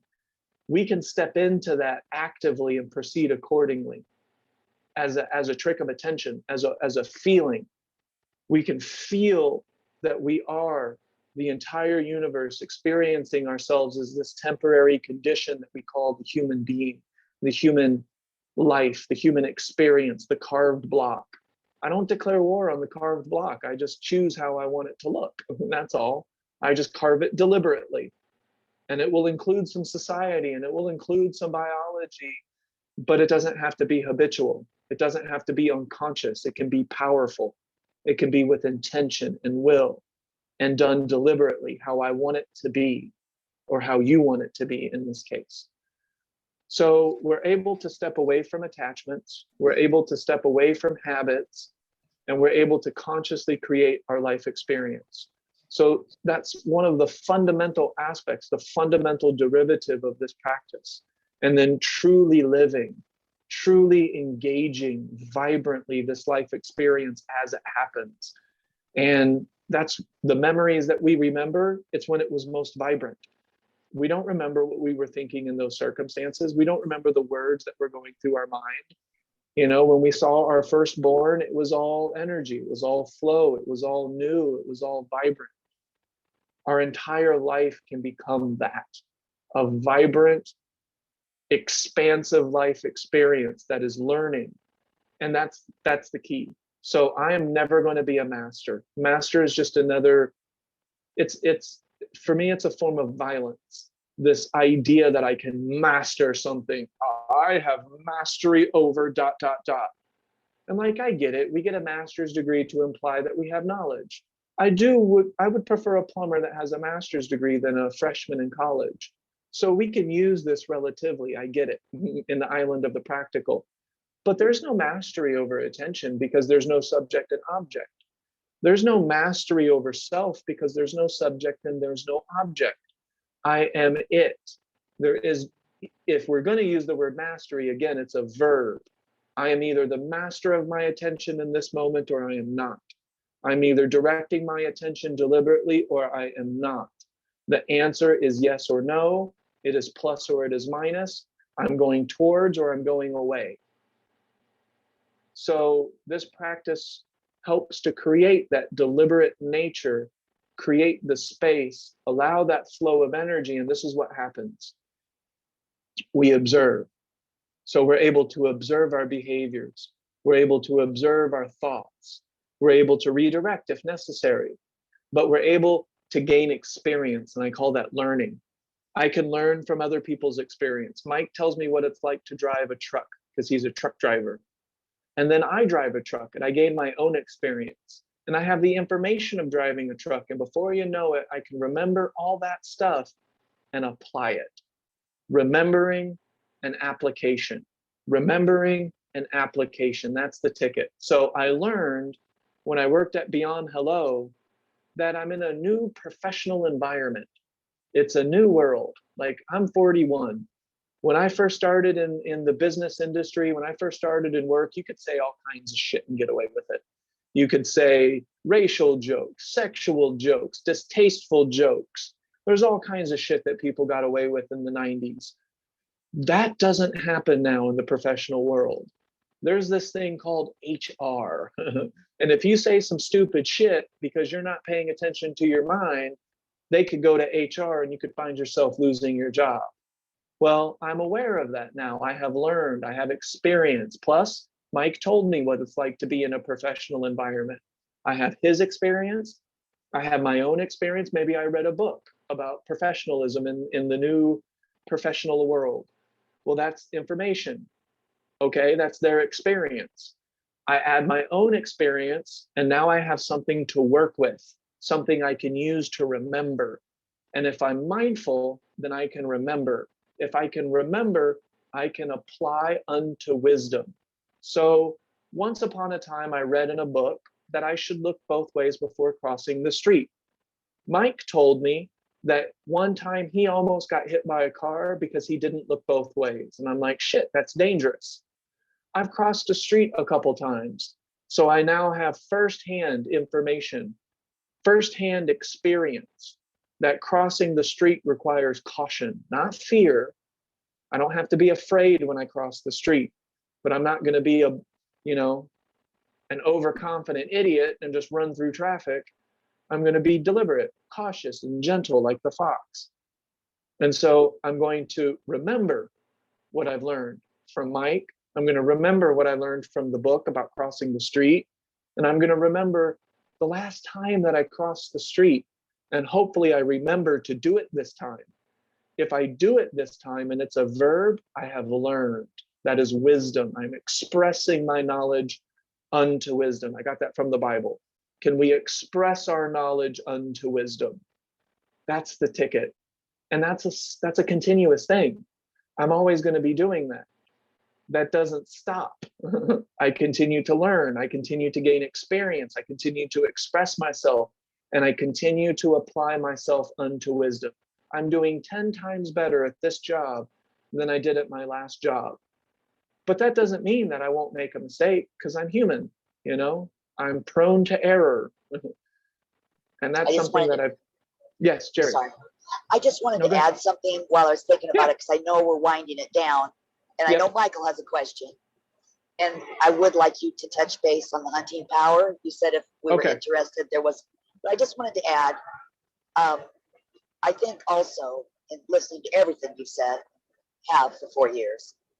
Also, I think every one of us here in this room would agree, learning from you, that this practice is the recognition that our individual, repetitive, habitual, unconscious, non-deliberate thinking is the source of our individual suffering. It is the source of, yes. The point of this practice is just so that shit. So that's a little bit. You got a little robot there, Jerry, I think because you're traveling. But so this is 2 parts. One, yes. So we are learning that everything, all of our suffering psychologically is coming from the imbalance of too much thought, no matter what kind of thought it is. You can go around thinking you're a saint and that'll work for a little while, but too much thinking will lead to suffering because it violates the golden mean principle. The sheer volume of thinking is a violation. But now, Jerry, what I'm doing also is I'm adding to that. I'm actually starting to explore what we can do after the mind has relaxed. Does that make sense? Up to this point, yes. Yes. Almost everything is just around the 3rd pillar, and that's learning to relax the mind. Well, what about after we've done that? Now I'm starting to offer what we can begin to do with our consciousness once it is clear, once it is uninterrupted, once we are not getting in our own way. Aligning your will with that consciousness. Exactly. Beautiful. That's when the first ring becomes the architect. That's exactly when the first ring becomes a trap, and then they start to balance. The 3 rings become a sphere of power. I call that hydrostacy, the hydrostatic effect. Thank you. I was wondering what you meant by that, and now I'm very clear on it. Hydrostacy, wow. Yeah. Hydrostacy comes from liquids, or like the atmosphere That's what I ocean. thought of. Yes. Yeah, it's And a balance. flow. Exactly. The balance Energetic for- and vibration. Exactly. And physical. Yeah. Yes, we're in a physical body. Yes, but we have Exactly. choices too. Oh, Yep. beautiful. Ernest, I beautiful. don't need somebody to tell me that 3 pieces of cake a day are probably going to lead to, some problems with my body. It might take a long time if I have a relaxed mind. I'll give that credit. But that's an imbalance. That's an imbalance that eventually will cause suffering. And then my body will have to break down very likely, which is a form of counterbalance, which may not be good for my longevity, in fact. Yes, Mike, question, comment, concern.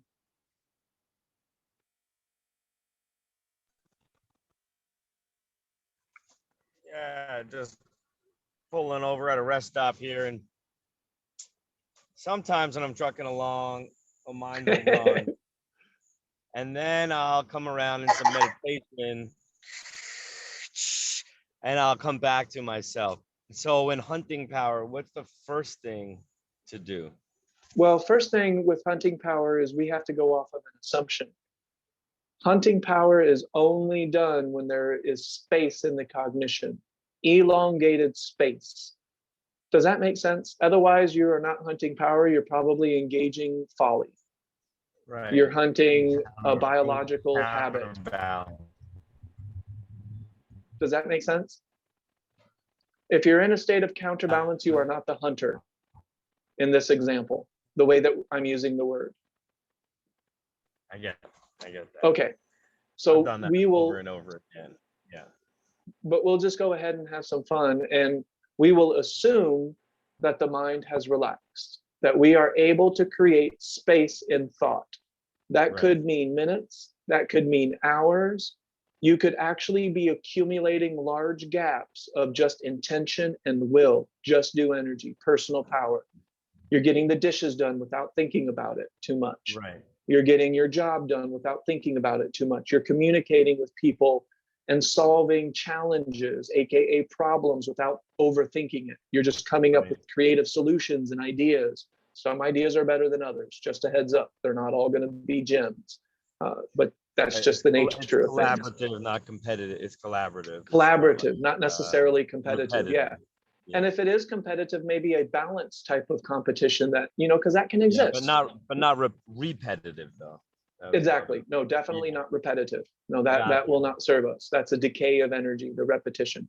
So when we're there, is it just follow it, or it's follow it but keep a point of attention? So now we're going to start to get into formal practice. When we start to hunt power, we do so by using personal power.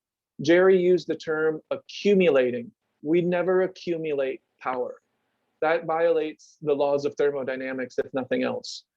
Instead, we simply open and allow the energy to flow between finite and infinite. We're a bridge. Does that make sense? Oh, yes, it makes so much sense because I have within myself, my life has changed quite a bit. And it is a flow of it's before I used to think of like this heavy personal power, but it's a flow, an opening of energy flowing through. And then we can use our muscle, or we can use tension specifically while staying inside of our balance, staying inside of our hydrostacy bubble. Because remember, no tension and you fall into a puddle of human flesh. You have to have just the right amount of tension so that you can maintain your uprightness, but not unnecessary tension as to cause suffering and blockage in the flow of energy. So hunting power would look a lot like intention and will, but without all the psychological drama. Because remember, you've created space. I'll give you an example, Mike, of hunting power. So all of a sudden, because I had the flu in February of 2020, and I went, how many years without the flu? I thought it was karma, because I was kind of starting to brag that I had gone 8 or 9 years without flu-like symptoms. I'm like, look at me, I'm healthy, and I'm a machine, I can't get sick. Well, I got sick. Shayna brought home the flu, and I got sick right before the world locked down with COVID. Since then, Mike, I've had asthma. So all of those symptoms from the second grade have come back. Well, I don't really like medicine. I don't really like relying on other people, but I'm still taking the steroid that the doctor, recommended for me. But I'm also doing other things, that is hunting power. And I believe that this will help correct my breathing. This will help correct my issue. But one of the things is to quit smoking. I used to smoke cannabis. So I never really smoked cigarettes, but I habitually smoked cannabis since I was 13 years old. You do the math. 13 to 40 years old, 41 years old. How many years is that habitually smoking cannabis almost every single day? How many years is that of accumulated momentum of smoking cannabis? A lot. A lot. 27. Well, I dropped it. I dropped the habit. I dropped it like that. I just quit it. And I didn't force, I didn't try to control, I didn't judge myself. I didn't say starting Monday, I need to, no. And this part of it may be a little hard to reconcile because there's a prerequisite. The mind has to relax first. That's the prerequisite. And I'm sorry that there's a prerequisite, but there is. I want so bad for this not to be there. Oh, I'm so glad you brought that one up because I can relate too, because the same thing with me. It's just, I didn't plan it. Same with the cannabis. I didn't plan it. It happened. It left me. No desire. So I understand no force. I understand totally what you mean. What a perfect example. It happened from paying attention. I paid attention to the feeling of what combustion felt like. Combustion started to feel terrible for my lungs. It was in an extreme balance. Hey, if Willie Nelson or Snoop Dogg comes over, I'm going to smoke a joint with them, folks. It's just the way it is. That's how Willie Nelson and I get down. We're going to smoke a joint, but it's not going to be out of balance. Different. And honestly, I'm probably not even going to like it because the neural networks of liking and wanting follow different paths. So you can want something that you don't like, and you can like something that you don't want. That's what can make habits so difficult. But when we pay attention to the moment, we will stop liking what no longer serves us. We won't like it anymore. Yes, and the way it makes your lungs feel and your body and your mind. I don't like it either. I don't like the fog. Me neither. Yeah, I got you. So by focusing on the feeling without trying to control, I never declared war on smoking cannabis, Mike. Because I just told you I'll do it if you come over and you want to, it's a special occasion, whatever, it's your birthday, you want to smoke a joint. Okay, it's your birthday. I'll probably only have a couple hits because it tastes terrible to me now. It tastes like smoking an ashtray. So I just don't do it anymore because I don't like it. It's not in my alignment. It's not in balance with my body. So I quit. I just stopped it. That's hunting power. Hunting power is intention and will in a formal type of way. But if you're doing that in counterbalancing, there's a 99% chance that you're just going to start creating psychological suffering. You'll start trying to control. You'll start judging yourself. You'll start leaking power. That's why this can only be done once the mind has relaxed. Once the mind has relaxed, you can just focus on how shit makes you feel. A soda, I'm thirsty. No, I'm actually really thirsty. So I want something that's going to hydrate me. So I'm going to drink water. That's how I stopped drinking soda. I stopped leaving the towel on the bed because I didn't like how that made Shayna feel. I stopped looking at women in a certain way because it felt like biological indulgence, like I was an ape or a monkey or a dog who's just responding to biology. Does that mean I don't find Shayna attractive? No, I still find the female form attractive, but my mind is deliberate. It's intentional. Intention and will equal personal power. That personal power can flow, and before you know it, we're achieving our will. We're hunting that power. Does that make sense? Yes, and things come in. Yes, it makes so much sense. Oh, it really does. And being totally in tune with yourself, like you said, you have to be present, aware. Yes, beautiful example. And then by being present and aware, like writing a book. So I can see And when I use this word see, I don't mean just visually. I have a perspective that is not necessarily being influenced by my habitual mind. There's a sense of clarity, so I can just see it. I don't have to label it or judge it, but I can see it. I can feel it. And it can kind of be a guidepost. I can kind of see the direction of the things that I'm doing and how they're making me feel, and direct it more deliberately. And that's called intention and will to build personal power. And that's how we start hunting that flow of power and energy to equal behavioral change. And there's all kinds of things, everything from biological, sexual, the way that we eat, the way that we sleep, the way that we drink, the way that we talk, the way that we entertain ourselves. All of that begins to change. And it changes how you see fit, by the way. So it shouldn't look like how Ernest does it, because we're all unique individuals. But, it will change. It will, whatever you want to change, whatever isn't in alignment with who you are, it will change on its own without trying to control, without trying to manipulate. I like the way you put that. Whatever is not in alignment with who you are. Yes. Does that make sense, Mike? Yeah, So I'll use writing my book as an example. Oh, sorry. What were you gonna say? So I can see that writing my book, if it's going to be a bestseller, that relies on other people. I can't control that. I can't control people liking my book. So I can't control it being a bestseller. So I don't try to control. Instead, I hunt power and I produce.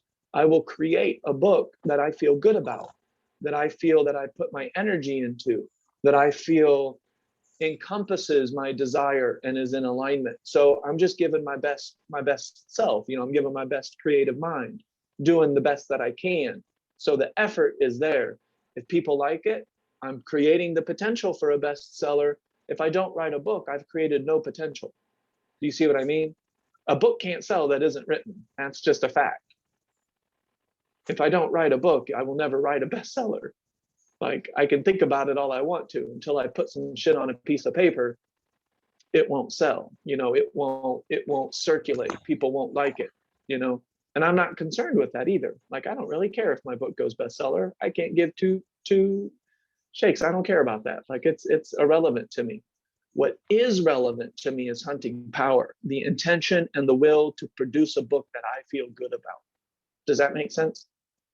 That's where all the power in everything lies. A company that you feel good about, doing a job that you feel good about, creating a relationship with people, your kids and your significant others and your family members that you feel good about. Hunting power is a way to do that deliberately, intentionally, and willfully in a very focused way. And I'll share that when we get to that section of the seer's practice. Does that make sense? Lots of sense. Does that change when you're in counterbalance? The steps are still sort of slow down to It does change, because if you're in counterbalance, then your mind is not relaxed necessarily. And if your mind is not relaxed, then you could very well just be perpetuating your psychological suffering. What you think is your desire is just decades of Mike not feeling like he's good enough, so he thinks he needs a nice car to look better. But no, I really want a nice car. Are you sure? Like, what are the, maybe in space and alignment, you may find that you just love cars, you just love machinery, you just love the way they operate. You want to take them apart, put them back together, and create new ones. That's your thing. Who am I to judge your thing? But when your mind is relaxed, you will know. Not me, not Ernest, you will know. Does that make sense? But hunting power is impossible in counterbalance. What's that? Or you think you know, though. Sometimes you don't. I can't hear you. Sorry. You will know, but you'll think. It can occur to you as a thought like sometimes. You will know, but you'll. Thoughts can occur sometimes, but not always. Sometimes it is literally just new energy. The move to Chicago, the job that I found, the interviews that I did. I'm making more money than I've ever made. I have more benefits than I've ever had. I'm happier than I've ever been. I'm more vibrant than I've ever been. I feel more peace than I've ever felt. And that's all still just accumulating and gaining momentum as it flows freely. And I say gaining momentum, it's just flowing more freely. There's nothing being gained. I can relate to that too. Before it was like I was striving, I have to have this, I have to have that. And now it's more, I just, you know, clear in my mind, space in the moment, and what comes, and it just flows. It is truly amazing to experience. So I do know what you're talking about. Maybe I can't word it as nicely as you, but I have experienced it. So I know exactly, because I'm the happiest I've ever been. And it's not what I thought in the past happiness should be. You know, that's putting like it should be this way, should be that way. It's just a flow. Everything you're saying. Thank you. And so, but with that, Karen and Mike, I would say that hunting power does not require thought. Thoughts may still occur. They'll be creative, they'll be interesting, they'll be helpful, they'll be solution-based, but they're not necessarily required. You can just flow, you can just do. Everything, Mike, we can literally just do, especially when we're in alignment. That's called hunting power. That's the seer's practice. Oh, I got that now, because even when I had to leave my place, and at first I started thinking, and something came to me and said, just don't think about it, just put it out there and then let it go. And, you know, take certain steps, but don't think of a solution. And sure enough, everything just fell into place. So I do understand what you mean when you say that. Just flow, don't grip. Right. And then I guess to more clearly answer Mike's question, if you find yourself counterbalancing, you are now counterbalancing. You are not hunting power. You're counterbalancing. That's what you're doing.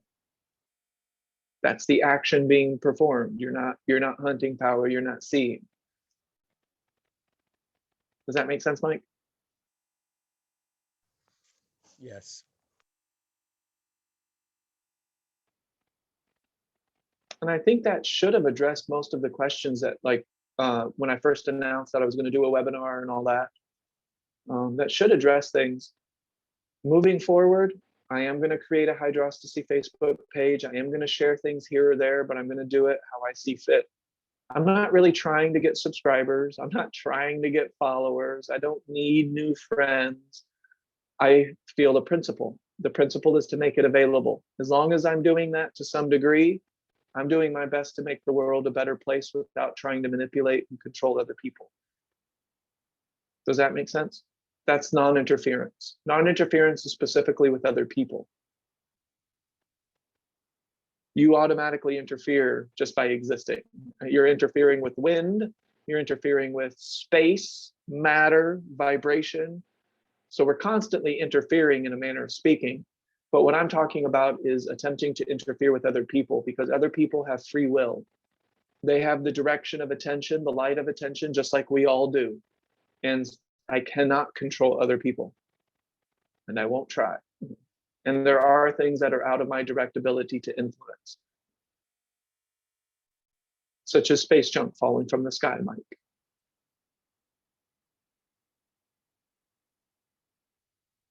All right.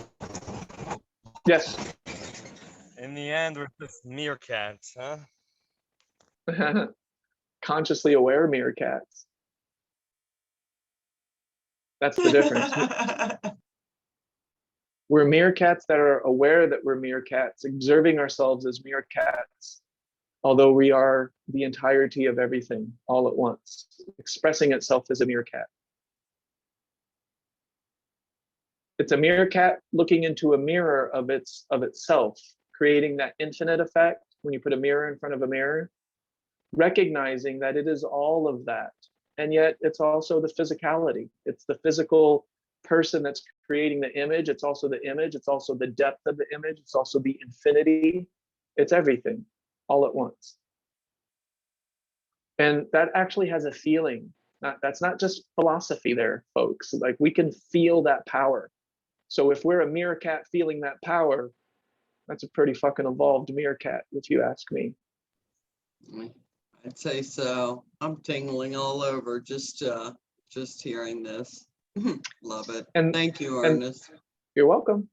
And I would say the difference between that meerkat is now that meerkat can direct its attention at will, meaning that it can influence its own evolution rather than just being biologically and DNA driven, and then you just have to hope for genetic mutations. Thank goodness we're beyond that. Well, we could be beyond that, but we're too busy infighting with our own species like a bunch of idiots. Fighting over things that don't even really exist. What is race? Please explain to me what a person's race really is. It's just perceived differences. We divide race by color of skin, type of hair. Like, what is that? What is that really? That's not a thing. That's not a real differentiation. We just made that shit up. Brainwash with it. Culture could be different though, because we do have individual cultures. You know, Ida eats very differently than I do because of her culture. She lives in a different part of the world, so she has different, you know, behaviors than I do. That's fine. That's the beauty of being human. Yes, Lisa. I was just going to say the Spanish are very short. Mm-hmm. Very to the point. Yeah. Americans, they like to question everything to a fault. Sometimes, not all Americans. I'm generalizing, but yeah. Well, yeah, it is a generalization, isn't it? I suppose that's what race is, you know. That's it is what a generalization. Yeah, it's putting people in a box, right? And I think sometimes our categorizations aren't necessary. It's just the mind's habitual tendency to compartmentalize. Labels. Labels. All right, so here's hydrostacy. 1, I teach the points of attention standing. And then you'll take that standing posture and move with it. And if you want to, you can lay down with it. And these are in no particular order. And then 4, you can sit with it. So Ida, as far as I'm concerned, we will get into, is Ida here? Ida's not here. So when Ida rewatches this. Is this the 4 modes? It is the 4 modes. Yeah. Okay. Hydrostacy is delivered as a 4 modes practice. So if you are brand new to hydrostacy, Lisa, we would first talk about a standing meditation. And I'm going to tell you exactly how I did it. I'm going to show you all the points of attention while standing. The trick is simply just to take that from standing to moving with you wherever you go. And also whenever you sit and whenever you lay down, but informally in the beginning. So we would start with like our feet. Our feet when fox walking is the movement. Our feet when standing is the standing posture. If you're sitting down, your feet are still touching something. Where are they now?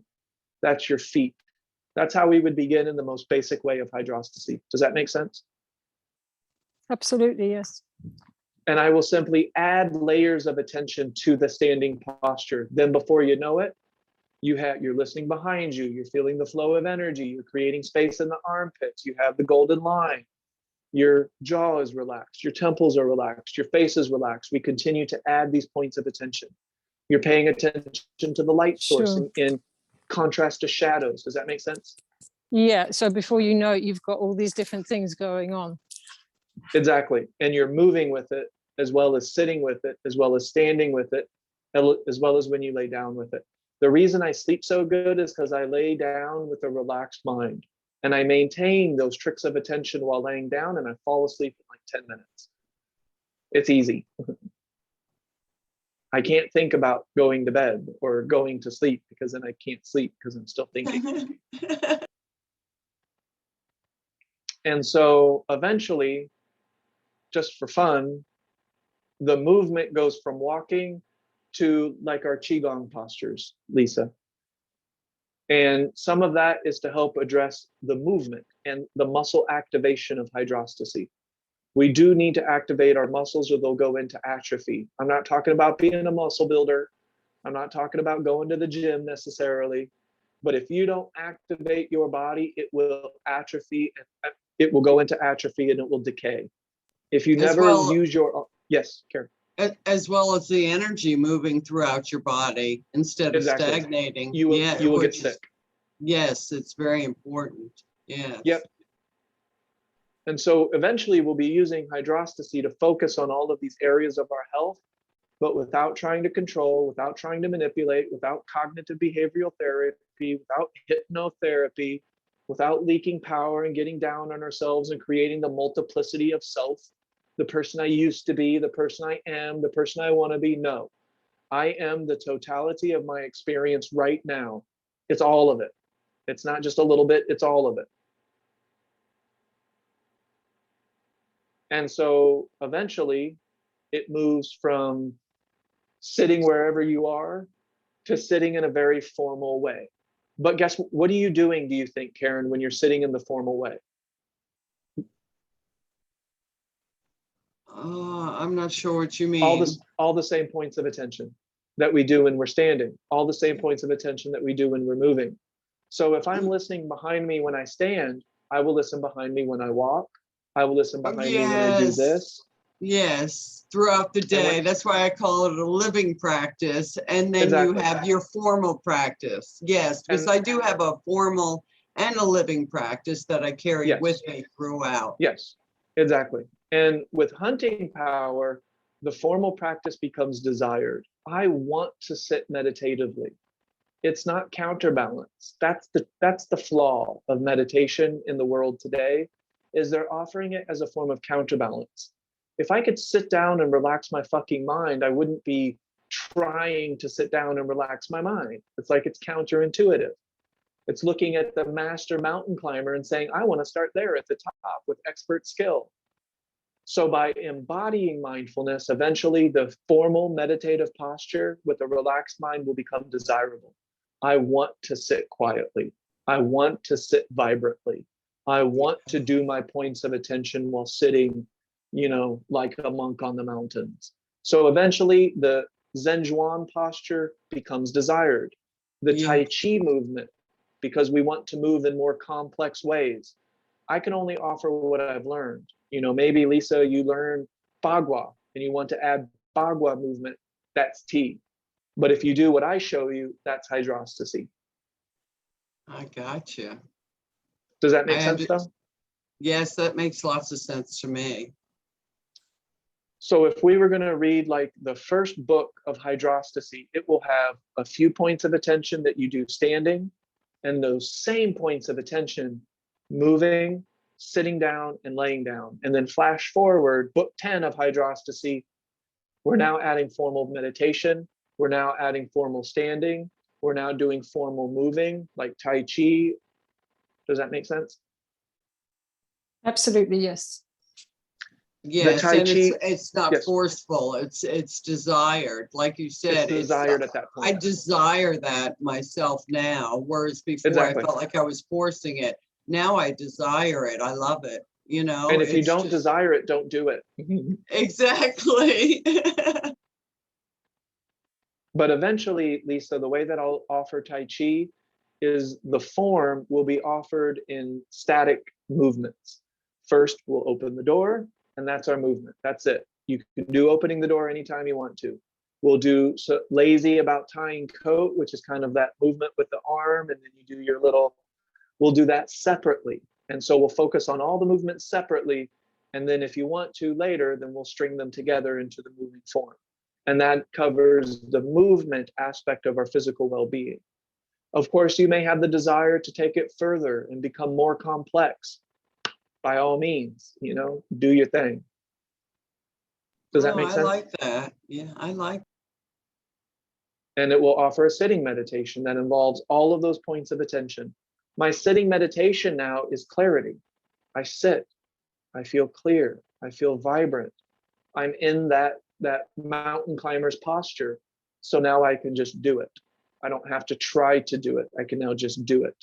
But that can't be forced. You have to let that comes as a result of creating space. It's in the seer's practice. Does that make sense? Yes, because I've noticed that myself. Before it was like, oh, when's this over? When's it? Now it's just like, and before I know it, time has passed, and I just there's no force. It's just I enjoy it. Yep. So I do understand. And so for now, I am gonna. Yes, Lisa, did you have something? Yeah, so you're going to be offering the movement as as part of the hydrostacy, yeah? It's what I've done. I have to share it. Yeah. Yeah. Do you know when you're going to do that? Soon, like this year. But yes, I'm still working on.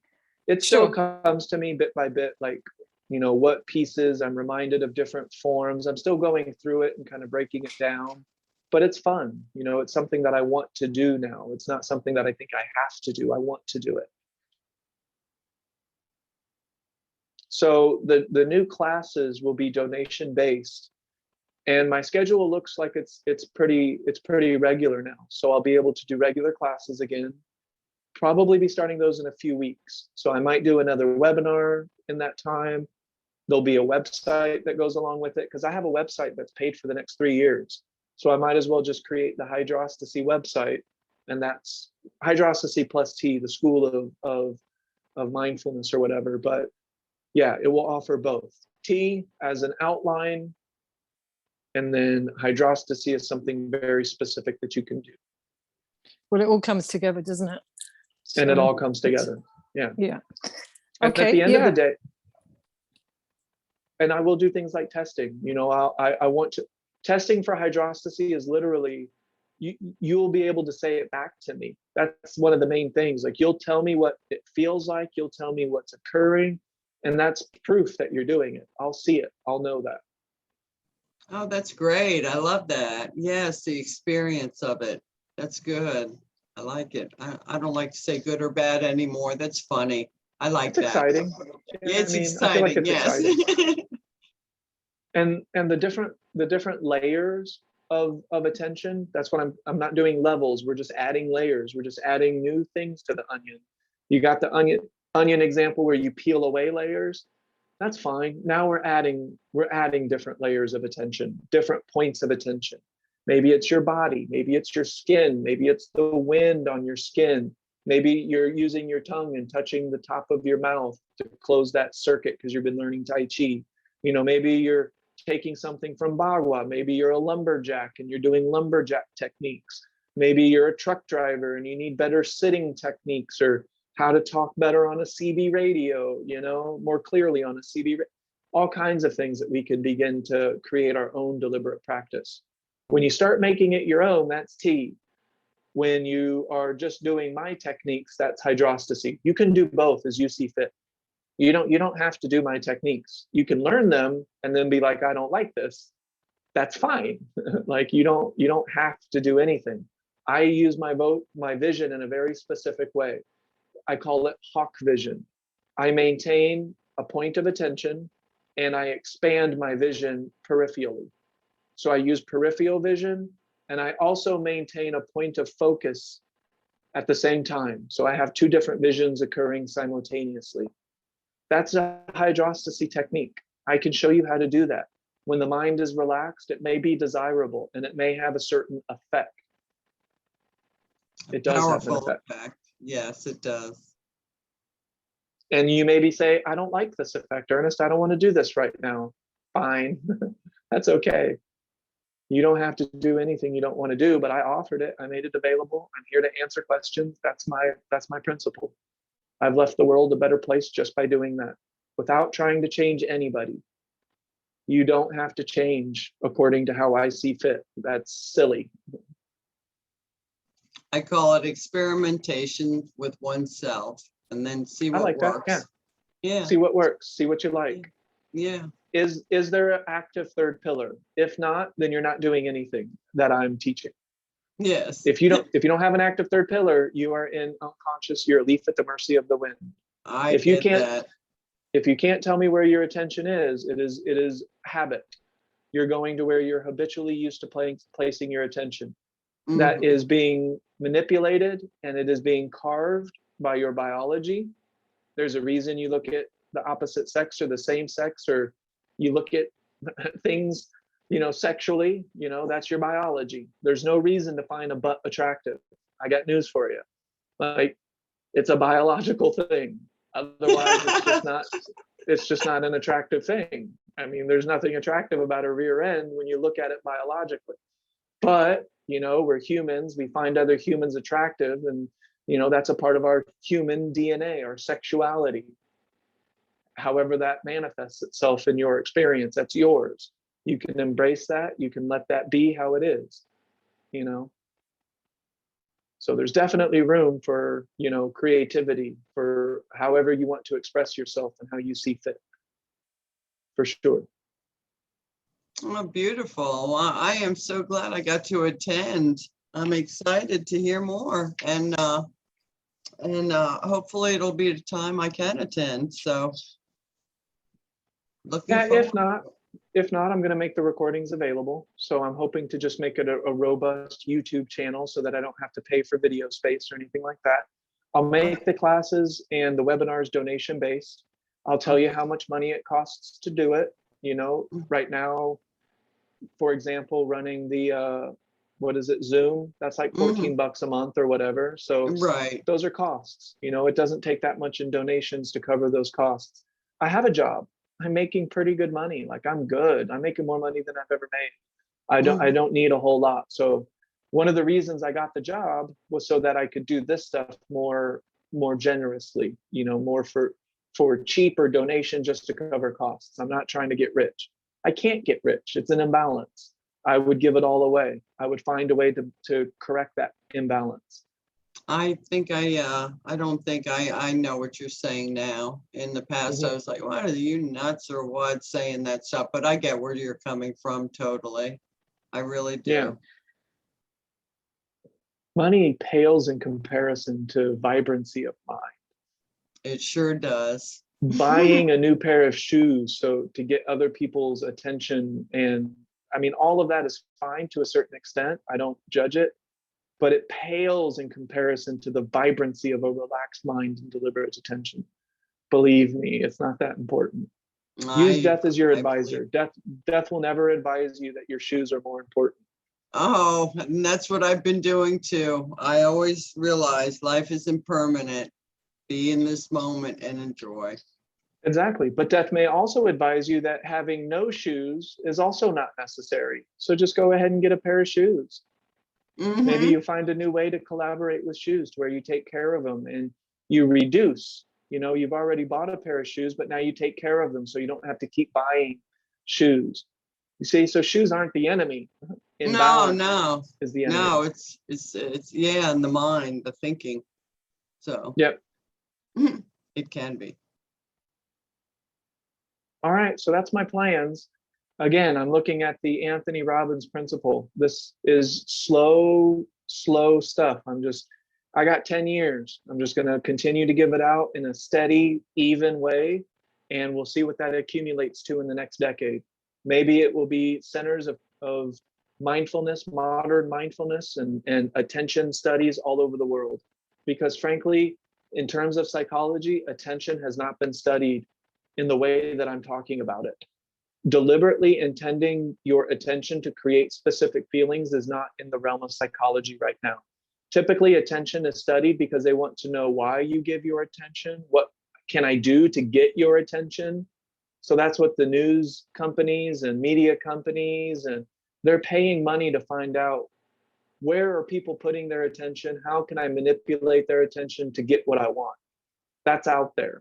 That's definitely out there. And you'll see it. Like you'll see it for what it is.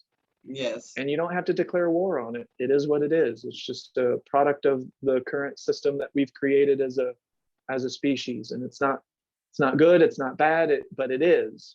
It is what it is. Oh, look, yes, and no judgment. I got you. I'm with you. Thank you so much. Right. Yep, you're welcome. So in terms of projects, we'll have a website. that outlines hydrostacy, which will be very specific. You can do it if you want to. I recommend it because I think it can work for anybody, but don't take my word for it. Do it or don't do it. It's up to you. So you'll have a website, you'll have new classes, we'll have some webinars, and then you got books. The Voice of Power teaches a person using story type dialogue how to direct your attention. What are points of attention, and how can we use our own thought in the beginning? How can we use thought to remind us to be more present, to be more mindful, to be more loving, to be more connected? It's possible. And I call it the voice of power. Eventually, the voice of power is like everything else.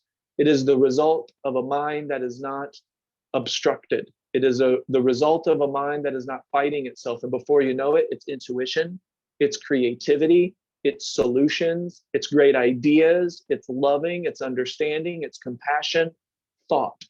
So we keep thinking. Oh, yes, yes. Just in a different way. In a different way, and still much less. I still have to say that. Yes. So yes. I do creative thinking, but that's why I've had one webinar over the past 3 months, because I got to be careful not to do too much out of balance. Oh, I got you. I've learned to be quiet myself sometimes, but today Sometimes. I just had to share a lot more. Oh no, you're good. Yeah, this is the kind of the Q&A part still, I guess, but I'm kind of okay. So yeah, we'll have I'll do more one-on-ones. So I'm still kind of thinking of a way, how can I do one-on-ones very inexpensively or even free, but also in a way that I'm delivering something. I'm not just, remember, I don't want to help somebody how to manifest a Ferrari. I'm not here to how to help you find your soulmate or your twin flame. There's other people that can do stuff like that. It's all good. I don't declare war on their expertise in their areas. The mystical is fine. So is the mechanical and the scientific. Those are fine too. I can dabble in all of that reasonably efficiently. But ultimately, I'm going to continue to offer hydrostacy and T. That includes all the movement, includes everything that I do. And I'm going to do that in story form. So you'll get the voice of power. You'll get visions of power, something I've never talked about. When the mind, well, I don't talk about it much, but when the mind relaxes, you can see things. And I don't mean this like, I know it sounds weird, but it doesn't, Ernest. It doesn't sound weird at all. I don't mean it like you see things like you see dead people necessarily. It doesn't just involve vision. It involves perspective, mental clarity, in a manner of speaking.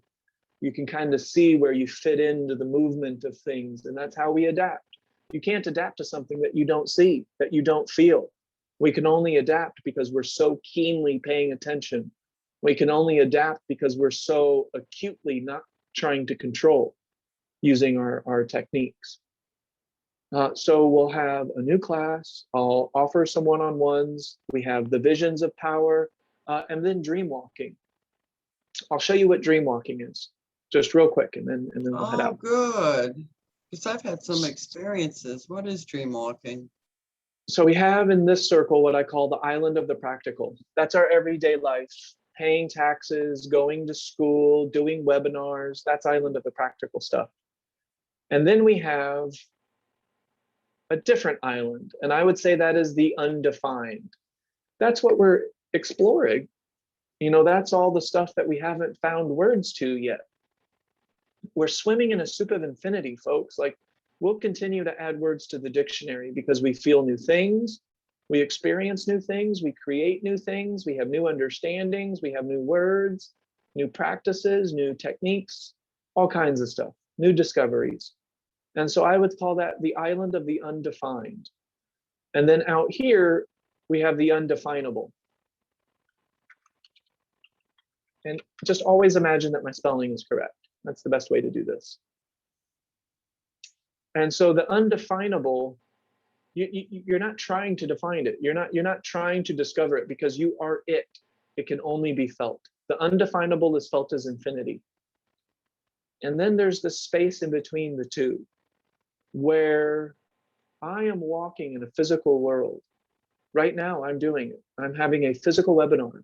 using Zoom and internet and technology, but I'm also interacting with the undefinable spirit. I'm flowing in a type of way that it's no fixed position.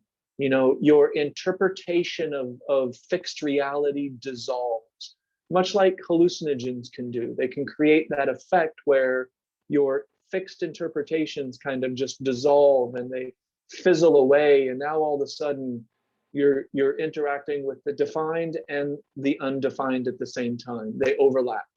That is dream walking. When I'm walking to work, when I'm walking through my day, I am walking through both the physical and the non-physical at the same time. And it feels like being aware in a dream. Ah, I understand what you're saying. Yes. Because when you're in a dream and you're aware, you don't believe it as being real. You know that you're in a dream, right? It's the same thing out here. It's the same thing. Yes, I'm realizing that by experience. Yes, yes, I got you. And so that's dream walking. So that's just one example, but dream walking is one example. Thank you. That was helpful. All right. Any final questions before we get out of here? I will be sure to keep everybody updated. Most of the classes, if not all of them, everything will be just donation based. Tell a friend. I'm going to keep sharing on YouTube. I can only share things in ways that feel good to me. So I can't use buzzwords. I'm not going to try to control. I'm not going to be like, here's the next leveling up thing. That's not how I get down. It's just earnest. I'm sorry. It's just not there.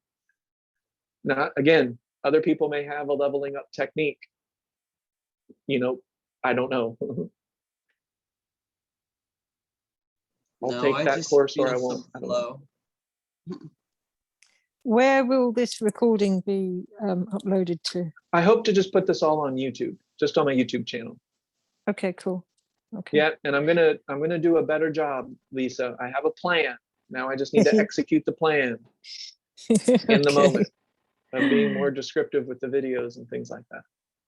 Well, I think it's the time as well, isn't it? If it's a long video, it takes time to upload as well, doesn't it? It does, but that's not an excuse. If I'm not doing these all that often, you know, it shouldn't take long to upload. Okay, that's cool, because I did miss a bit of it. I had to do a few things in the middle. Okay, thank you so much. Keep us posted. Yep, and I will keep everybody posted either in the other channels, or I'll continue to make small YouTube posts. I am gonna be more active. I have all kinds of ideas, and it's just slowly as it feels right. I just put a little out there, but you'll see more activity in Warriors in the Garden group. You'll see a little bit, but it's very focused activity. I'm gonna use Facebook as a tool of connection, how it was meant to be, connecting with friends and family and people of like-minded interests, rather than a news source or a place to argue opinions and stuff like that. So, I got you. Yes. Okay. Wonderful. Oh, I'm excited. Thank you, Ernest. Thank you so much.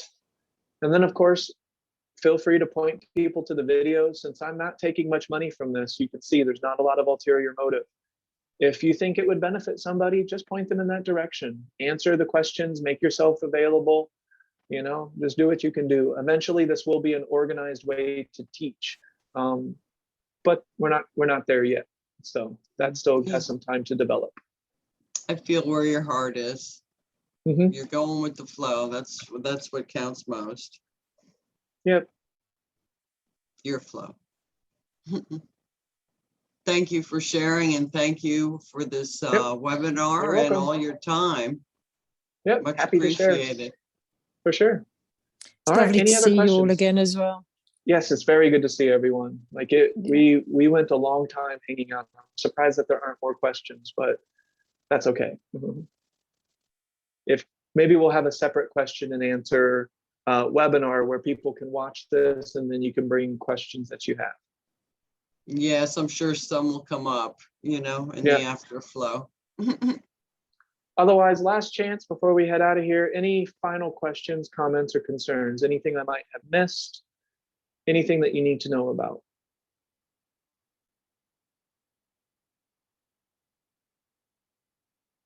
All right. Well, I hope you have a great rest of your day. Remember the mantra, where is my mind and did I put it there? That's it. That's what all of this is about. It's so simple. It boils down to that. My attention is either deliberate, on purpose, shining into the moment directionally, how I see fit, or it's not. This practice is to learn to remember to be deliberate. That's it. That will create a cognitive relaxation and everything else will take care of itself. All right, Mike. Thank you. Yes, Angela, Jeremy. Thank you. Much Yeah, gratitude. great to see everyone. Lisa, Shayna, thank you guys for hanging out. Anybody who rewatches this on YouTube, feel free to send me a question, comments, concerns. I will have paragraph poetry part 2 coming out where it describes some of my new terms like cognitive clarity, things like that. This was paragraph poetry part 1. So I will have paragraph poetry part 2. And then I will have tricks of attention part 2. And then I will start to build the Hydrostacy books. That will look little like this. There'll be little books and it will show a person meditating or in standing posture. It will list all the points of attention so that you can learn to take all of that with you. Okay, great. And you're putting this on YouTube? And I'll put this video, and hopefully most of my videos, if not all of them, will go on YouTube in the future. Yeah. Oh, so just know excellent. that though. I guess that's a caveat. Just remember that if you do come to my free classes and everything, I'm not making money from this. I will share it publicly though. Yeah, so that other people can learn and gain from it just as much. It's all just about sharing, and it's free to the wind. Yes, I feel that. I feel that very much so. And Well, I'm you very guys have an grateful. awesome day. I'm going to go Yeah, now because have a good it's rest of your almost day. bedtime. Yeah, Yeah, bedtime for me. because it's 3 You o'clock. take care, So guys. Ruben too. Thank yeah, you. have a good rest of your day. Thanks for Much hanging out, love. and I'll see you guys again soon. Yeah, Take bye care, everyone. So all. much, Ernest. Bye. Yeah, you're welcome. See ya. Bye.